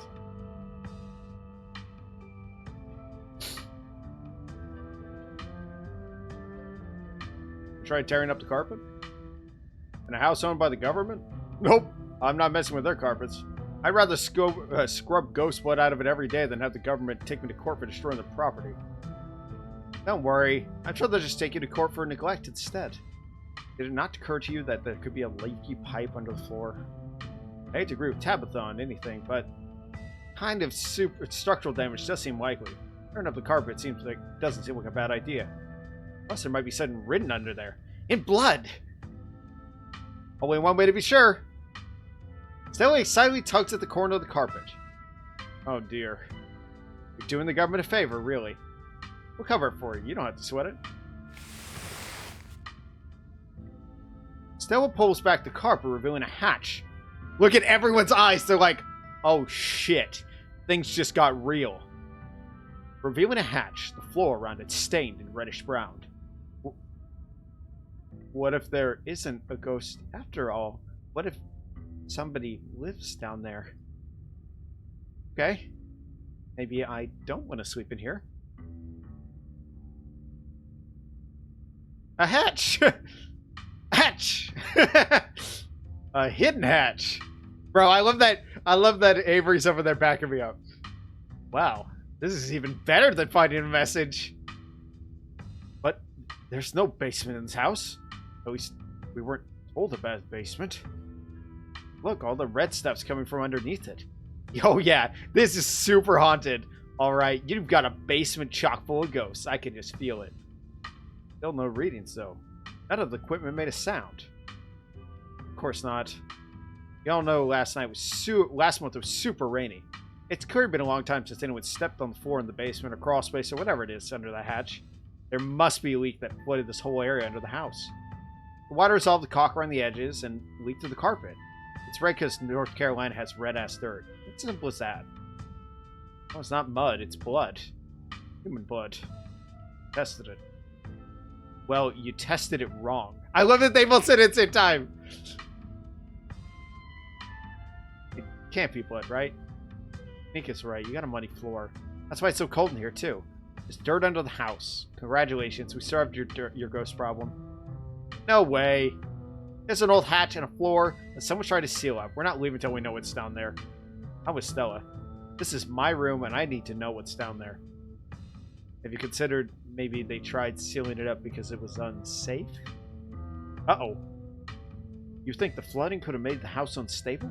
I mean, I'm all in for ghost hunting, but I don't know if I could crawl into another dangerous service. I'm going for it. You come into Oscar's living room. You can't tell what time it is, and your friends are nowhere in sight. The building feels colder, and there's something about the air that feels wrong. It's stale, with an undercurrent of mold and earth. It makes you feel claustrophobic, though you're in a coma, and each breath depleting what oxygen is left. How did we end up back here? Where is everybody? Did we pass out again? Was there a gas leak in the basement or something?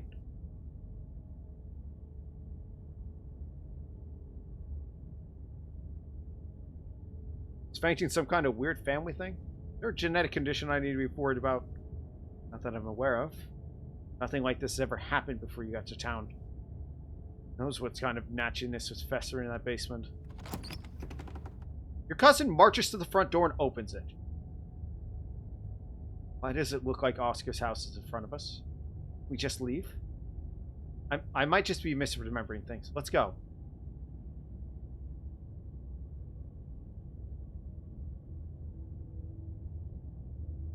No, you're right. There shouldn't be a door there.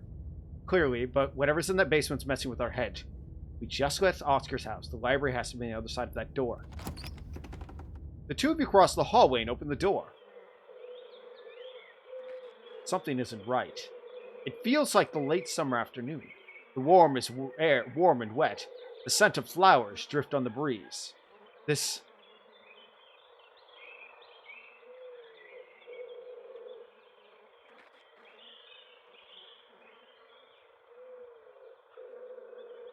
Pinch Tabitha to see if you're dreaming.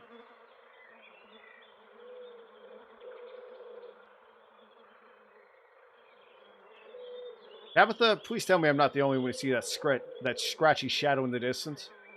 You're not. What the hell is that thing? Am I having a stroke? Are you having a stroke? Are we both having the same stroke at the same time? See that creature behind the thorns?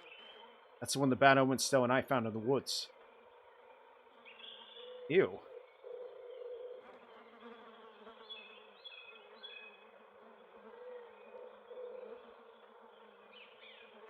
I'm very tempted to pinch Tabitha to see if we're dreaming.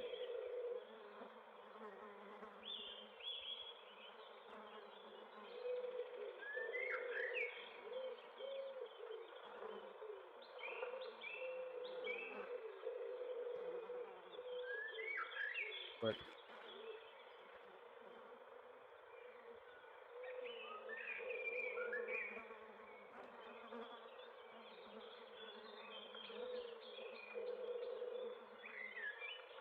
Okay, I want to pinch her. You reach forward and pinch your cousin. Ow! Hey, what was that for? Suddenly remember you're supposed to pinch yourself to see if you're dreaming. Tabitha glares at you. There's gotta be an exit somewhere. We just have to look... Wait, do you hear music? Movement stirs as a figure cloaked in the shadows rises to attention. Hello? Who are you? What are you doing on my property? Huh?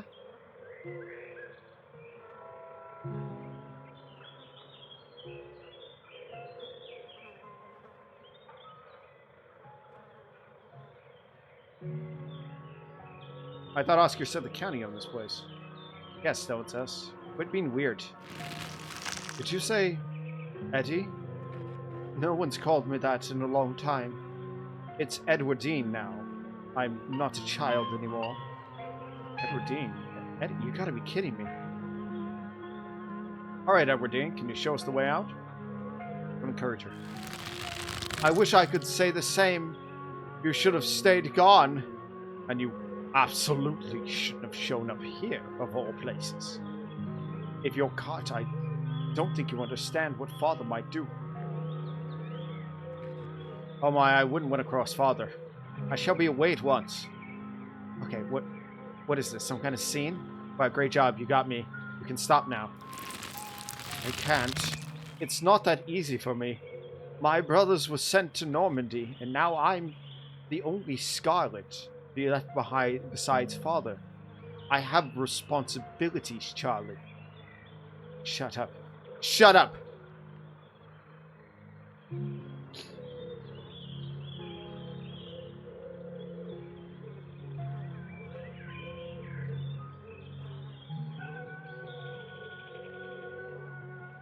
Edwardine Scarlet, do you know that name? How about the Tenses? Of course I do. She's our great-great-grandmother. And Stella knows that, but if this was some kind of possession, there's no way it's her ghost. Edwardine died in the estate. There's no reason she'd be haunting the annex. You shouldn't get out of town while you still can. Whatever you came back for, it's not worth it.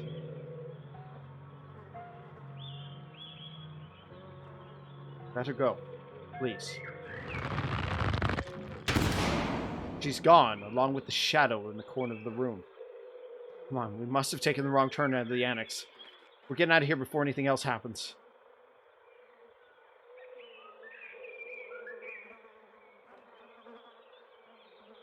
We should hold hands, for safety.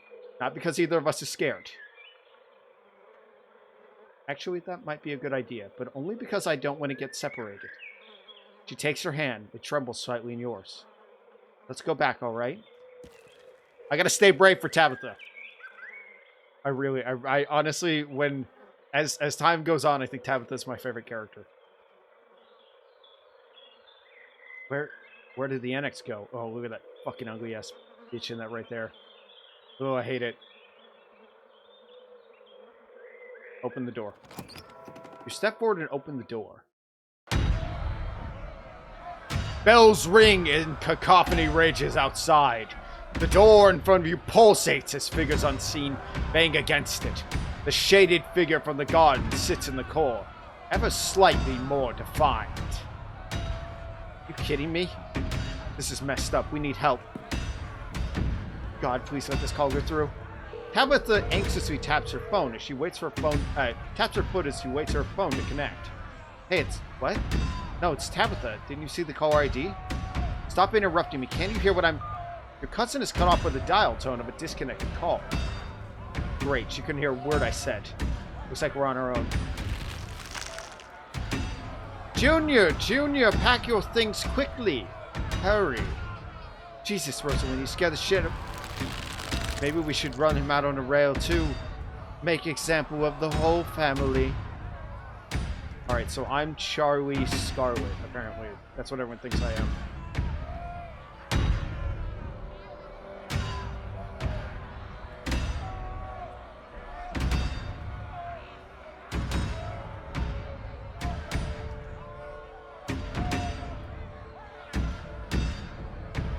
Charlie and now Junior.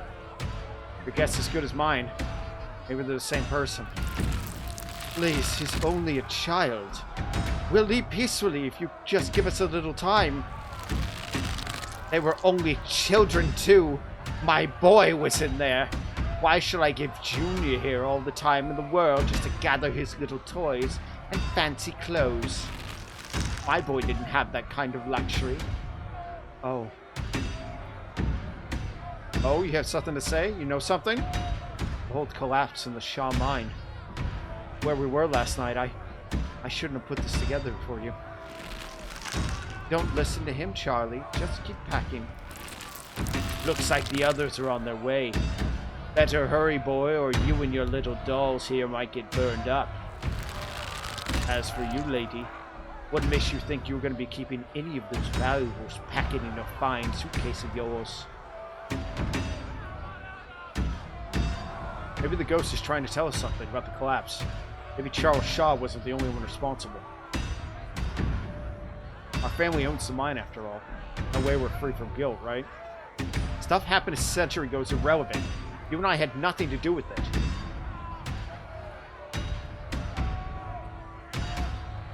I think the ghost might feel differently. Well, then the ghost needs to let it go and move on to wherever ghosts go when they're done being pissed off. Trust me, boy. The coppers ain't coming here tonight. And what makes you think you can talk to an adult like that? Maybe they should have had you working in the mines too instead of lazing around the big house. Maybe you would have learned a thing about respecting your elders. Don't talk to my son like that. Don't talk to me like that, woman. I call the shots. Now get out unless you want to go up with flames like your precious jewels and expensive dresses. You're lucky I'm even letting you leave.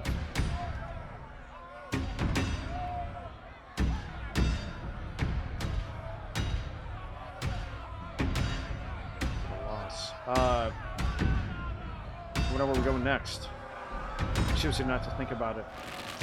It's okay, Charlie. You can make new ones. Even better than these.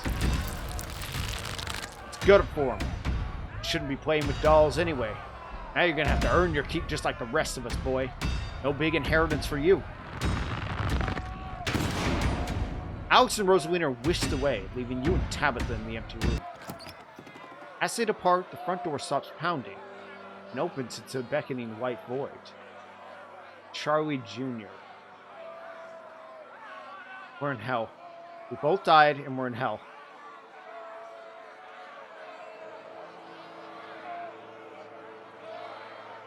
Are we supposed to be Charlie? Is Charlie the ghost? Your guess is as good as mine. Okay, who did you call on the phone earlier? Friend of the family. Not that it matters, though. Call didn't go through, so we're on our own. Alright, let's put our heads together. What do we know? We know we can't leave. We know we're not possessed, at least as far as we could tell. And whatever we saw in this room at least happened after the Shaw mine collapse in 1918. I think the only option on the table right now is to keep doing what it wants us to do. Maybe it'll stop at one point, or maybe we'll figure out a way to escape. So many ditchwings here. Yeah, there are. These things are horrible. No wonder you were such a mess when you came back on Monday. Right. There's only one way to get to the end of this. Shall we? Yeah. Let's get this over with. Gotta be brave for Tabitha. You and Tabitha walk to where the pounding door used to be. Step into the void.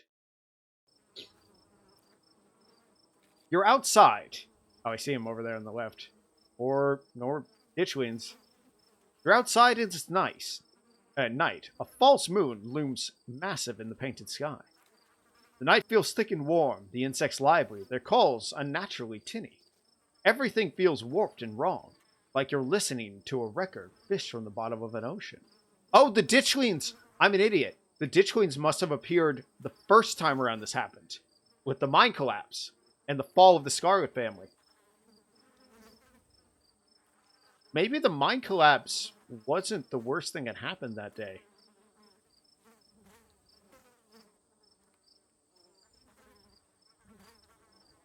Because I was thinking about it. They're still there when the shit was happening with the Scarlets trying to leave. There might be more to the Scarlet family than we know. Ugh. What magic words do I have to say to let us go? We're sorry, okay? Whatever our family did to piss you off so much, we're sorry. But... you poor dear. I've been keeping track of you scuttling around town like a tomcat. You've fallen hard for Miss Edwardine, haven't you?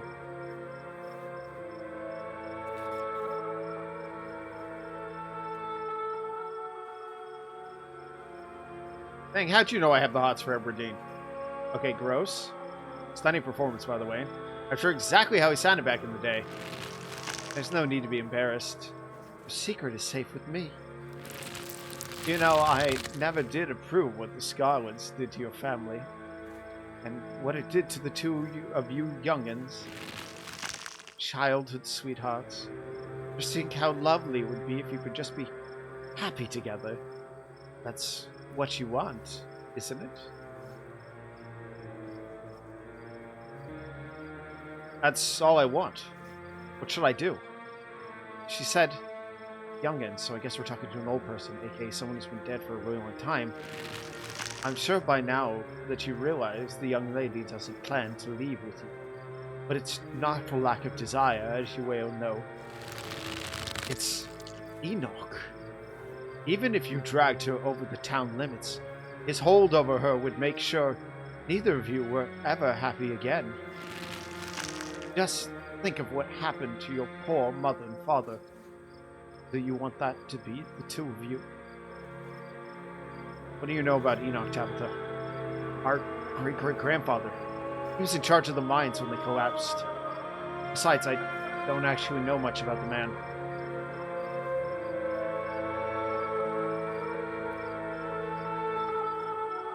What happened to our parents?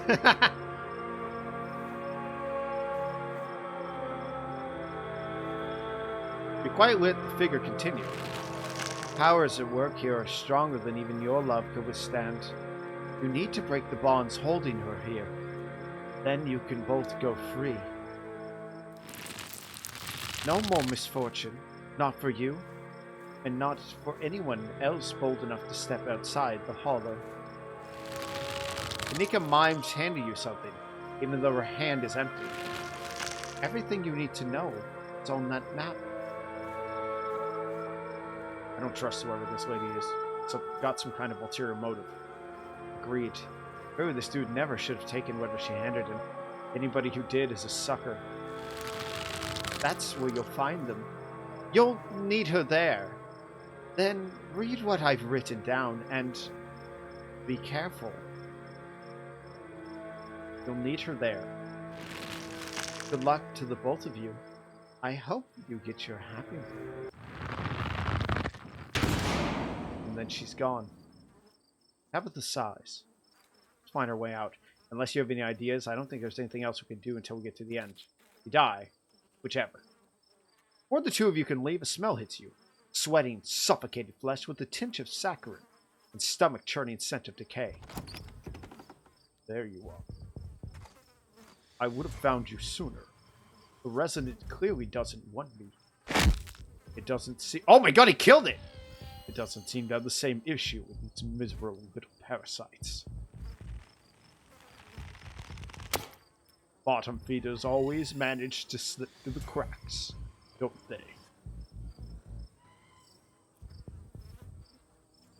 Hey Wayne, you want to figure this out with us? Don't talk to it. Let Vicky speak. I'm no enemy. Don't listen to it either. What an unfortunate situation you've been dragged into this. Why can't you do what I ask and stay out of trouble? That girl won't let you, will you? Stella? Is that her name? Perhaps I should pay her a visit soon, if she makes it out of here alive. Tabitha bolts for the underbrush, desperately pulling you along. Stella. Hey, so are you still into him? Because I wouldn't mind shooting my shot.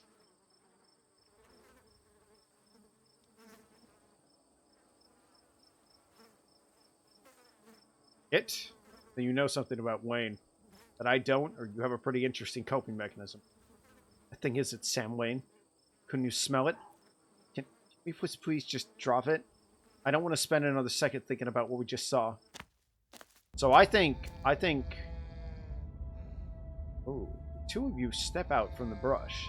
I think... So Wayne is obviously a corpse inhabited. He might be Enoch.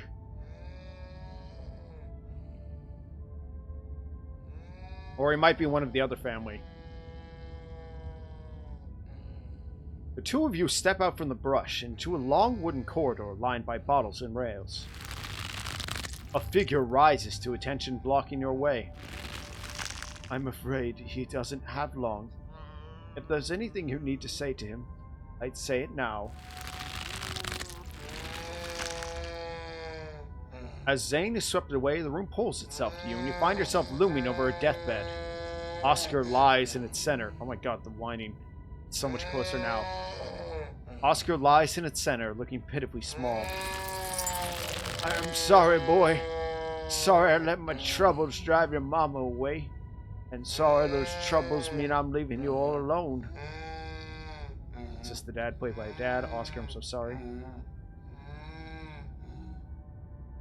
It's okay, I forgive you. This looks especially painful, like on an emotional level. Even if anyone else could understand what we're saying, I wonder if he can even hear us. Damn it, Junior. How many times do I have to tell you? I tried to stop it from happening, but that damn snake Enoch went behind my back. Oh, what bullshit.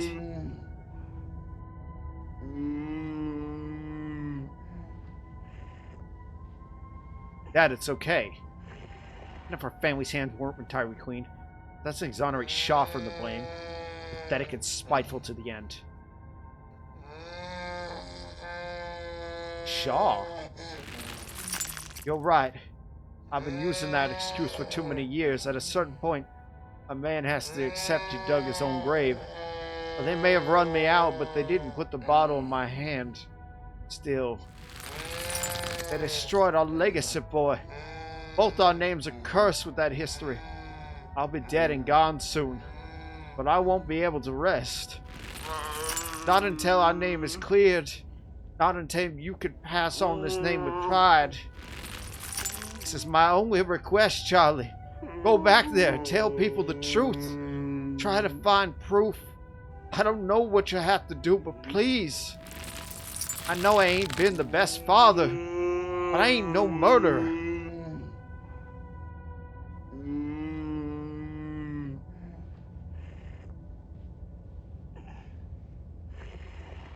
So wait, this is after the scene with Rosa, or the scene with Stella.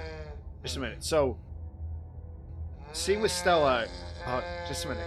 Oh, the moaning, man! Shut the fuck up.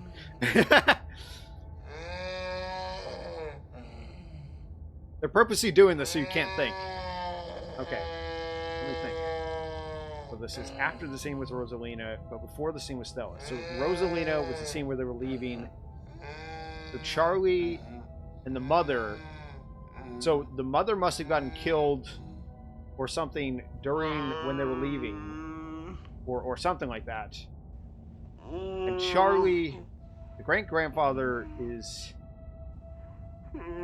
Shaw. Okay, I need to understand this. So their grandfather, their grandfather Shaw, the father Shaw, the grandfather is Enoch. So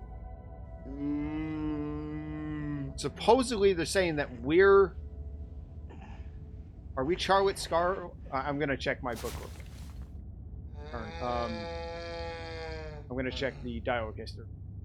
Okay.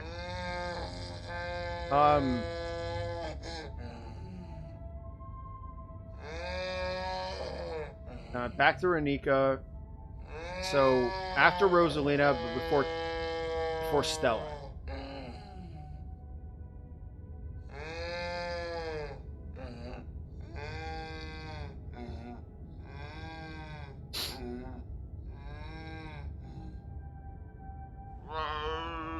Oh my god, shut up. So Shaw Scarlet? Or Charlie Scarlet? I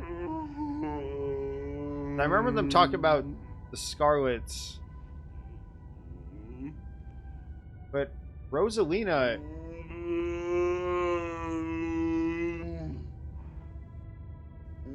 Everdeen. Okay, yeah, Everdeen. Everdeen Scarlet. So, Charlie's not a Scarlet.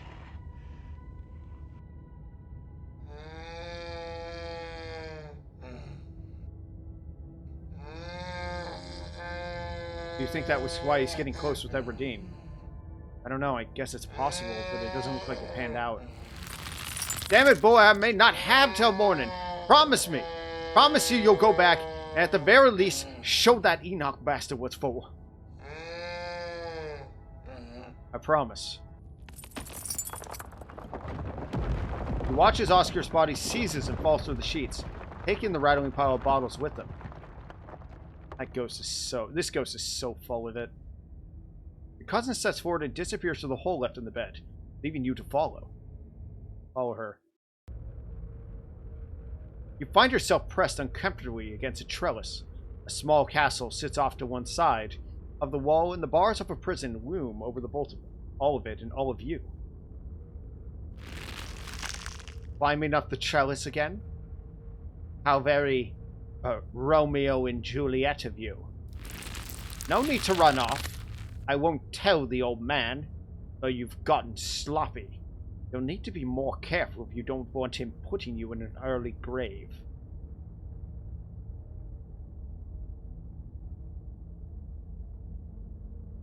I'd like to see the old man try.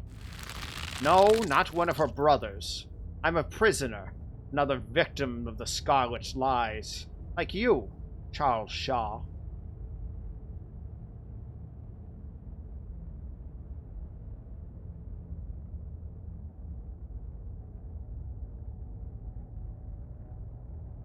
Charles was my father's name. I'm Charlie. Going to acting, okay? A mere generation makes no difference. His blood runs in your veins, does it not? And now, it runs in hers. That thing getting closer?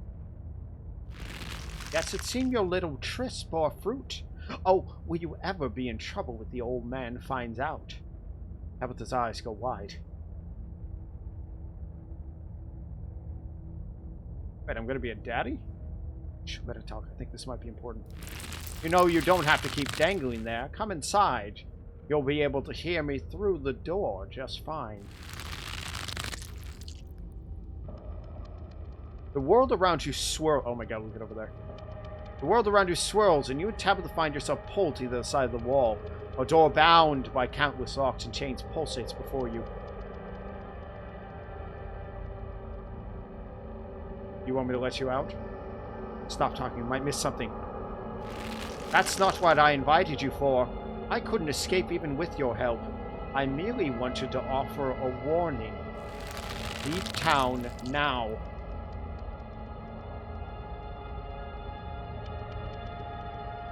I wish I could.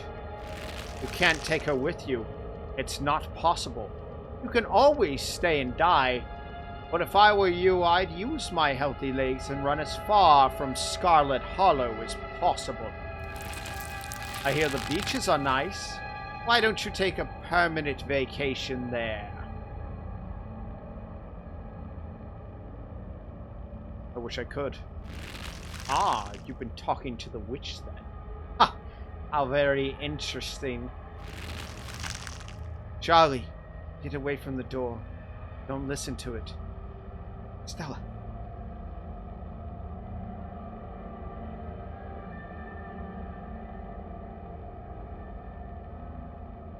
Eddie, I'm so happy to see you. How does it know that? This is too much. I just want to go home. You feel sick? I feel sick. Tell me everything. Why were you so riveted to that conversation? Charlie isn't related to that, if that's what you're asking. I know that much, I think. But I guess there were some fairly family secrets I'd never let in on. I was just surprised. Come on, the quicker we get through this, the quicker we get out of this ghost place. Hopefully. You and Tabitha walk after Stellan into the darkness. You and your cousins find yourselves under... Oh, it's like a puppet master, too. Find yourselves crouched under a large table.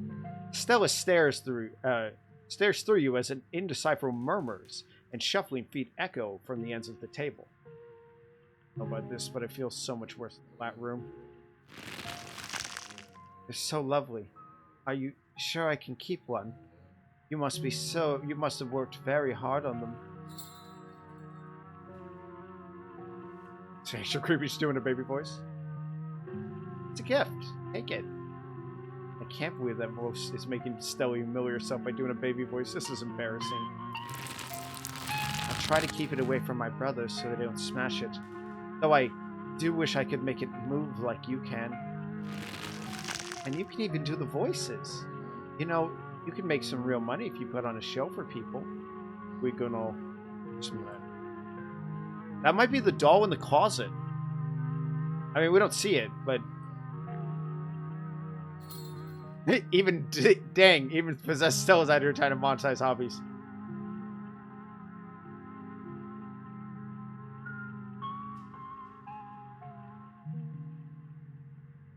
I'm not in it for the money. The golden dolls are really stepping stuff for the real deal. People. That's the plan. Maybe you can come with me. We can both avoid the horrible things that are going to happen in this town. I'm not in it for the money. These wooden dolls are mere stepping stone for the real deal. People. Don't antagonize the ghost. Not till we find a way out. Traveling show? And you'd want me there too? Oh, we could go to town along the beach. I heard the Outer Banks is the most beautiful place in the world.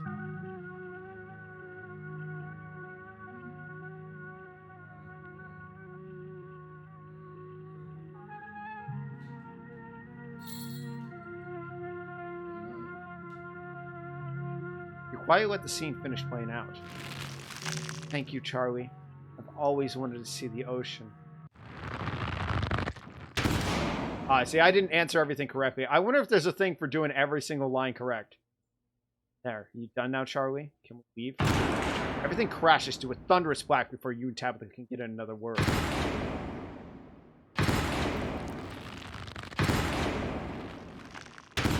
Yeah, it looks pretty fucked up over there. Hey! A single spotlight remains, illuminating a trapdoor in the center of the stage. Feel drawn to it.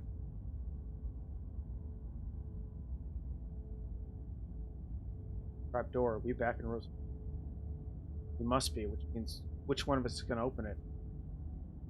Why are you asking that? Are you scared? Of course I'm scared.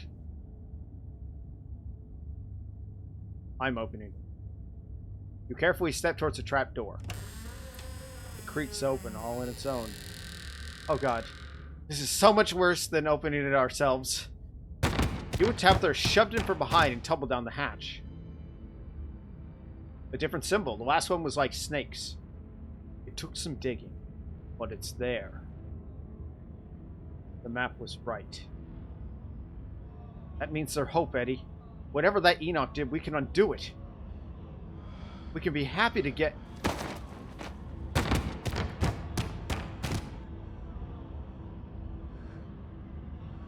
Eddie?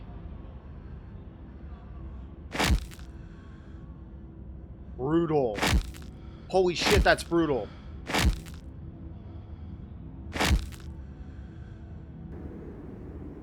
Oh my god. I'm so sorry. Your cousin violently heaves into the void, but nothing comes up. There's nothing here. This place is completely empty.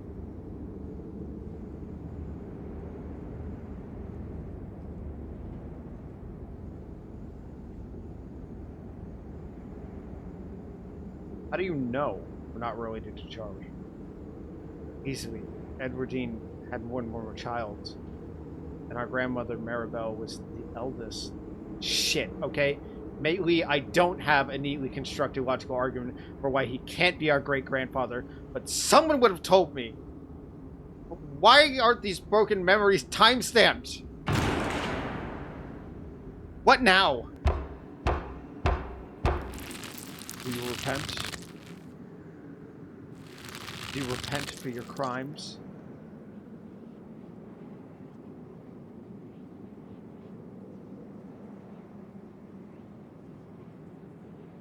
I'm going to save. I think I'm going to say yes.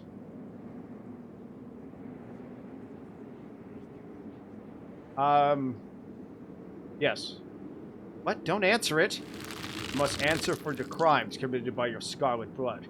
Are you kidding me? I hate it here. I hate it so much. Until you do, I cannot die. I want to die. Please. I've been alone in the dark for so long. All I ask is for some of your years. To pay for the years that were taken from me. What are you saying? My life was stolen from me. I want some of yours. It's only fair. No, it is absolutely not fair. Okay, wait. I'm gonna reload. I think I'm gonna load. I'm gonna tell it to get fucked.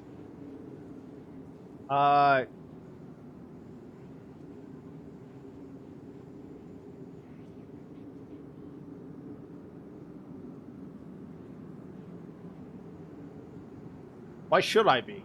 I'm not responsible for any of this. Neither am I. Yeah, I'm not. Okay. Yep.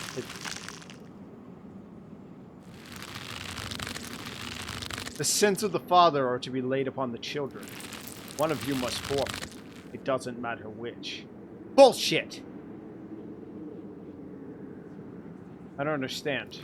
You will live a shorter life, and I will finally be satisfied. I will have justice, and I will finally die. I will leave this house at last. How much shorter would my life be? You aren't seriously entertaining this thing, are you? That isn't for you to know, just as it wasn't for me to know. One day, sooner than you'd like, you will die. And what happens if we refuse? Then, I will stay. I will stay until I get what I was owed. I hope I didn't come too late. Mom? All of you better get out of here before the spirit regains its composure. This is certainly a strong one, isn't it? Don't worry about the others. They're safe. I got your call, Tabitha, but it definitely wasn't easy getting down here. Yes, because I got Tabitha, she called Sybil. Get us out of this pit, Sybil. Tabitha, I don't think that's wise to leave like something like this where anyone can stumble across it. And why is that our problem? It wants something, doesn't it? And I think I know which one of you should volunteer. You must be joking. You're the eldest cousin. You're the one who lives in the town. Absolutely not. We should just leave. I'm not giving in to the demands of some dead guy.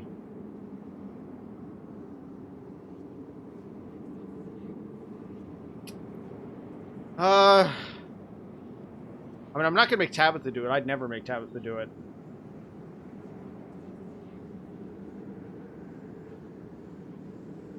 I'm not leaving before I put this thing to rest. Take a step towards the spotlight. As you move forward, Tabitha, you feel Tabitha's hand on your shoulder. Vegas, what are you doing?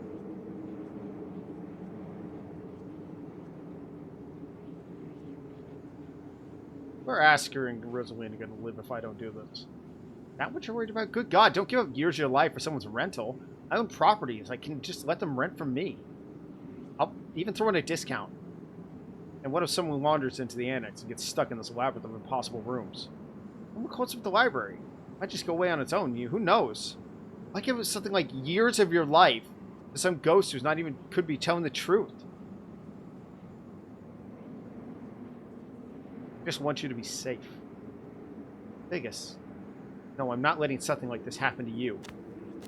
Let's get this over with. As Tabitha sweats the illusion of choice. As Tabitha steps in the spotlight, everything crashes to black. Fuck!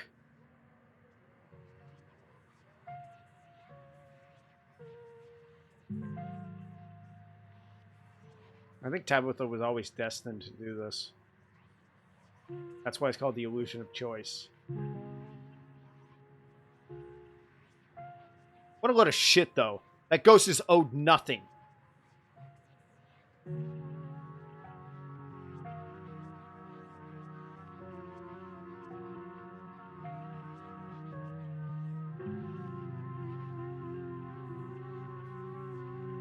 I'll reload and see if I can do something different in a second.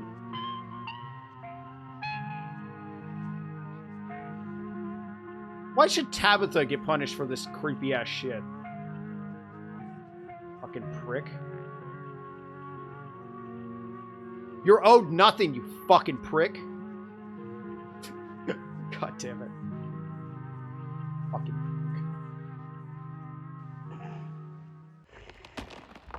The sins of the father to be lesser children. You come into the basement. It's cold, wet, and an amount of dirt sits before you.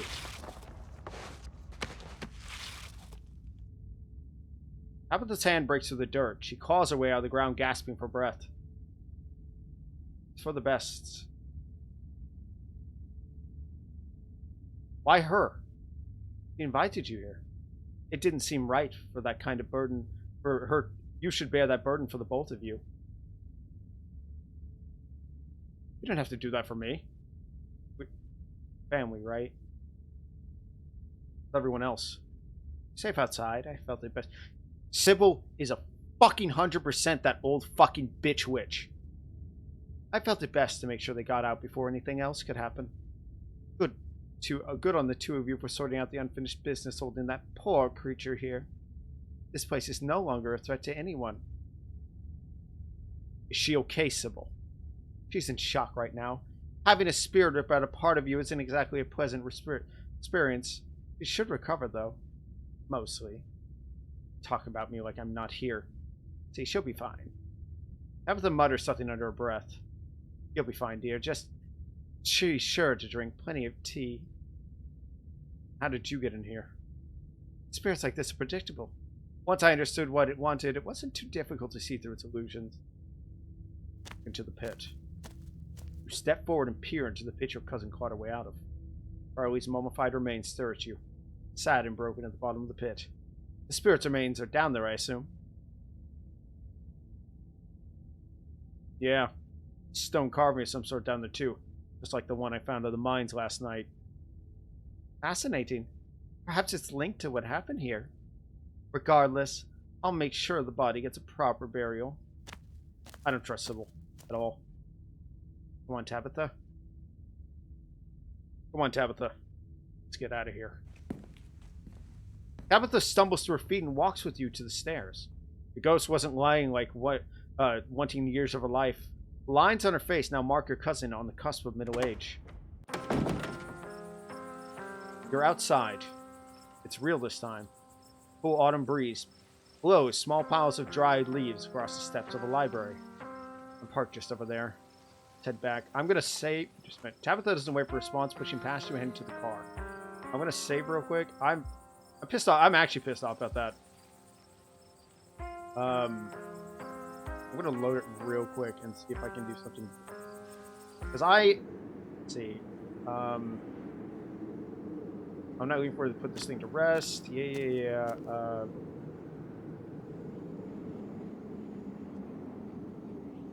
Ignoring to take a step forward.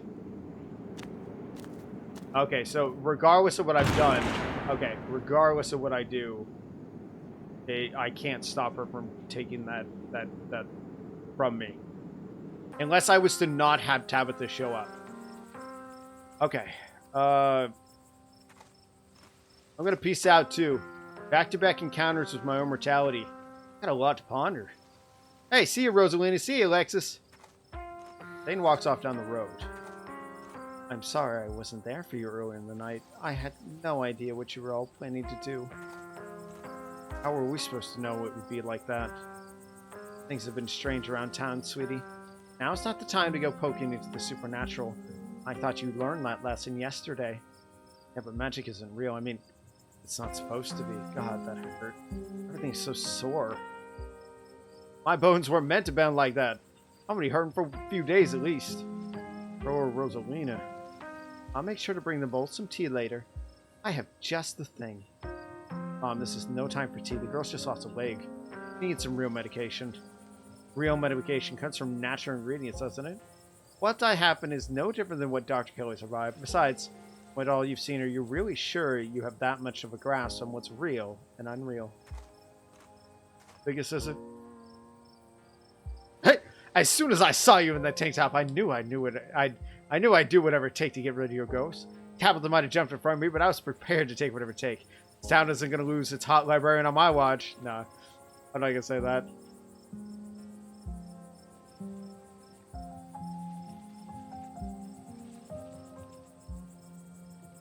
I can't believe Tabitha stole my big heroic moment from me. Neither can I. Can't say I believe it happened, but she was awful right now. I don't know what to say. Tell her she has my deepest gratitude. That I'm so sorry. I don't know how I could possibly make it up to her. I can't believe I let Rosalina go in there. I can't believe I let any of you go in there. How could I have been so careless?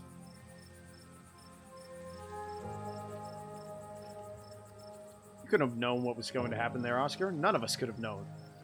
Don't blame yourself. I'd seen it before. I should have known it could get worse. I shouldn't have let Rosalina come with us. Dad, what did I tell you? Stop blaming yourself. You're gonna stop me. If you tried, we would just sneak in after you. Yeah, Rosalina was gonna make us go in no matter what. You didn't put a ghost in our house. It's not on you. I know you both had a difficult time of this, but the storm has passed. Things will start to get better from here.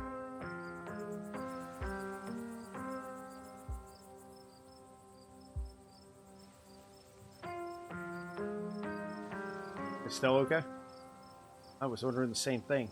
We just saw a ghost and she's just standing off by herself. It'd be normal reaction of anyone who'd just seen a ghost, but this is Stella we're talking about.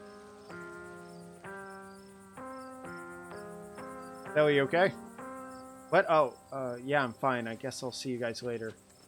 He hurries off down the road.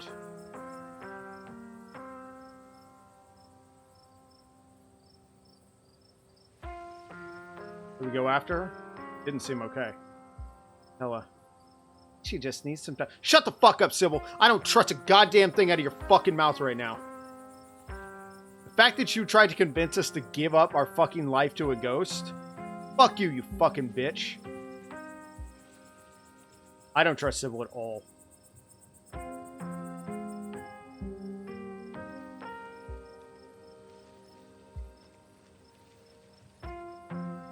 There was another carving in there. Keep giving me visions. I wonder if those things are tied to everything supernatural that's happening. Yeah, I wonder. One is a coincidence, with two of them on back-to-back nights.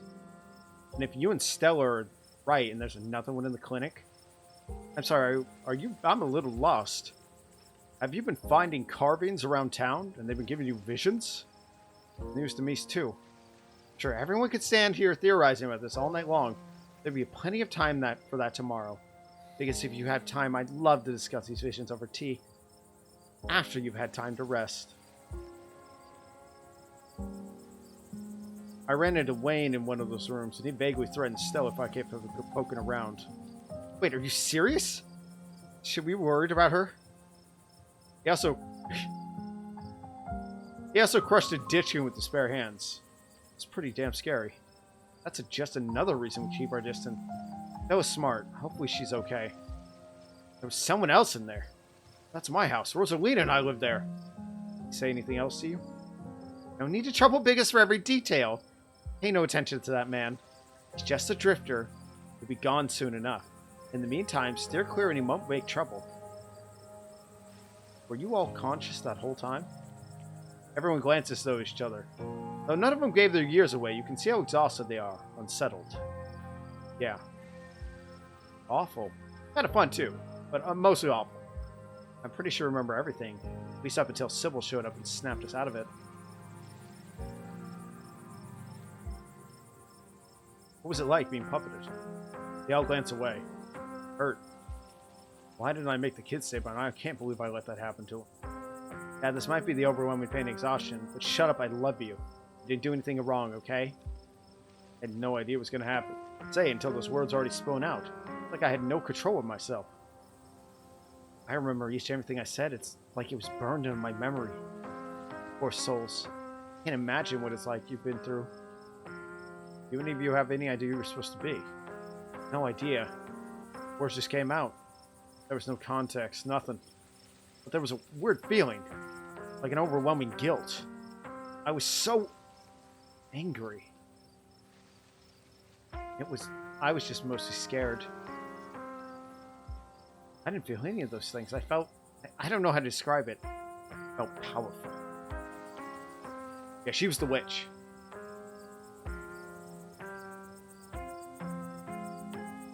Yeah, because Kanika played the witch.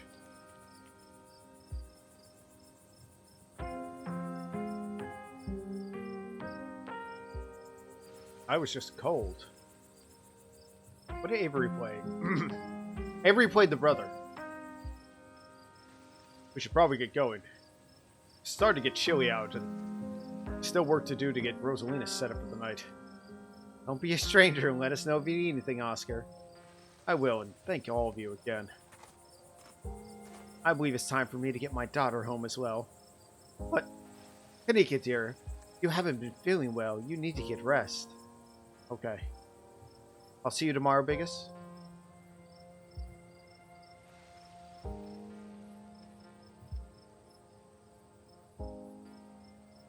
But I'm wired, and I want to talk about stuff. I am too. Mom, there'll be plenty of time for to catch up tomorrow. Nika warily treks back to the general store. Before I go, Simple places a hand on your arm, holding you back for a moment. I'm sure you have questions after everything you saw tonight, but let's not get into it here. I think everyone could use a little rest and relaxation right now, yourself included. If you swing by the tea room tomorrow, say early afternoon, you and I can have a little chat. See you then, Biggest.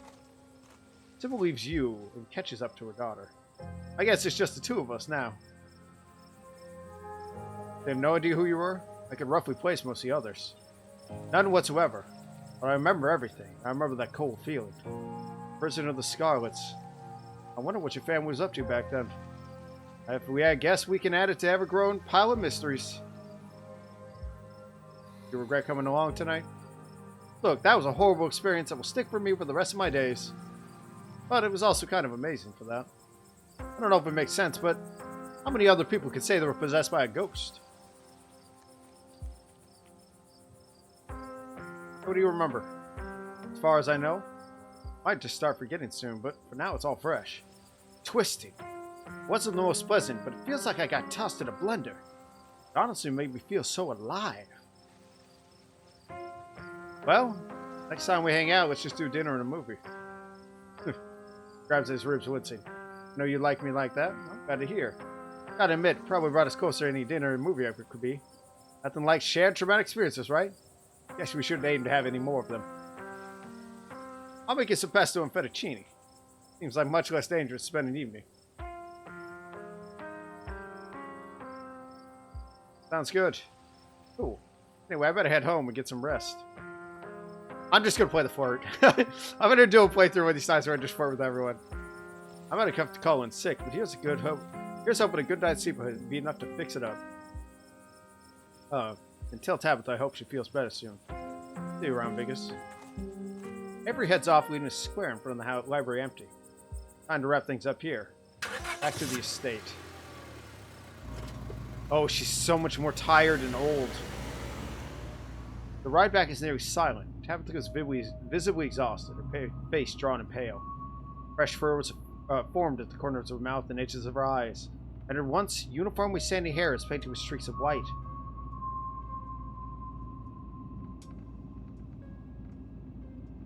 I should have been the one to take on that burden. Why did you step in? Sybil was right. It wouldn't have been fair to you.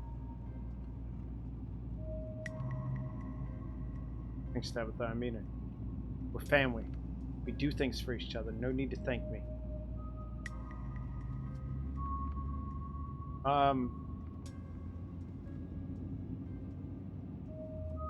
want to say, but I want to like compliment her because I like Tabitha so much.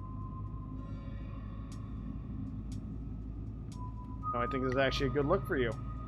Is it? Because it doesn't feel good. It feels like something's been ripped inside of me. Okay, well I'm not. Well, let's just load there. Let's pretend that didn't happen. Right in silence. Sometimes you could just be a total ass. God, she's so much older. Tired. As the car pulls up the estate, you and your cousin wordlessly make to the foyer. Tabitha noticeably strains to open the front door. Never been so tired in my life. I'm going to bed. Please don't get sucked in any more ghost dimensions before I can wake up and rescue again.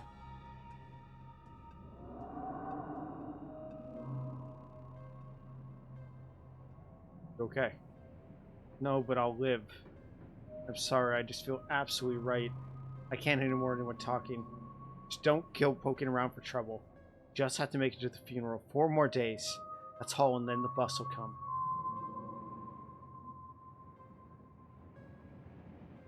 You know, I don't have to leave Baller. I could get used to this place. That's good to hear. Be nice not being the only Scarlet left. Anyway, night. See you tomorrow.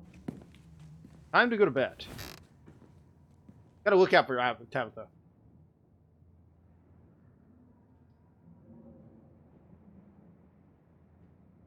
You don't even notice yourself entering the guest room and falling into bed.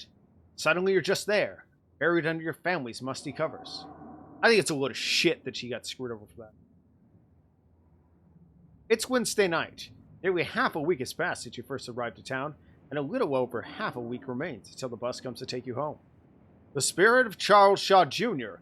has put to rest, at the expense of unknown years of her cousin's life. The specter of the night's events will linger over her every day she has left, a grim reminder for the price she paid for the great-grandmother she despised. Maybe her decision will bring her peace of mind. Maybe she can still right the capsized ship of her life. Or maybe things will only spiral out of hand from here.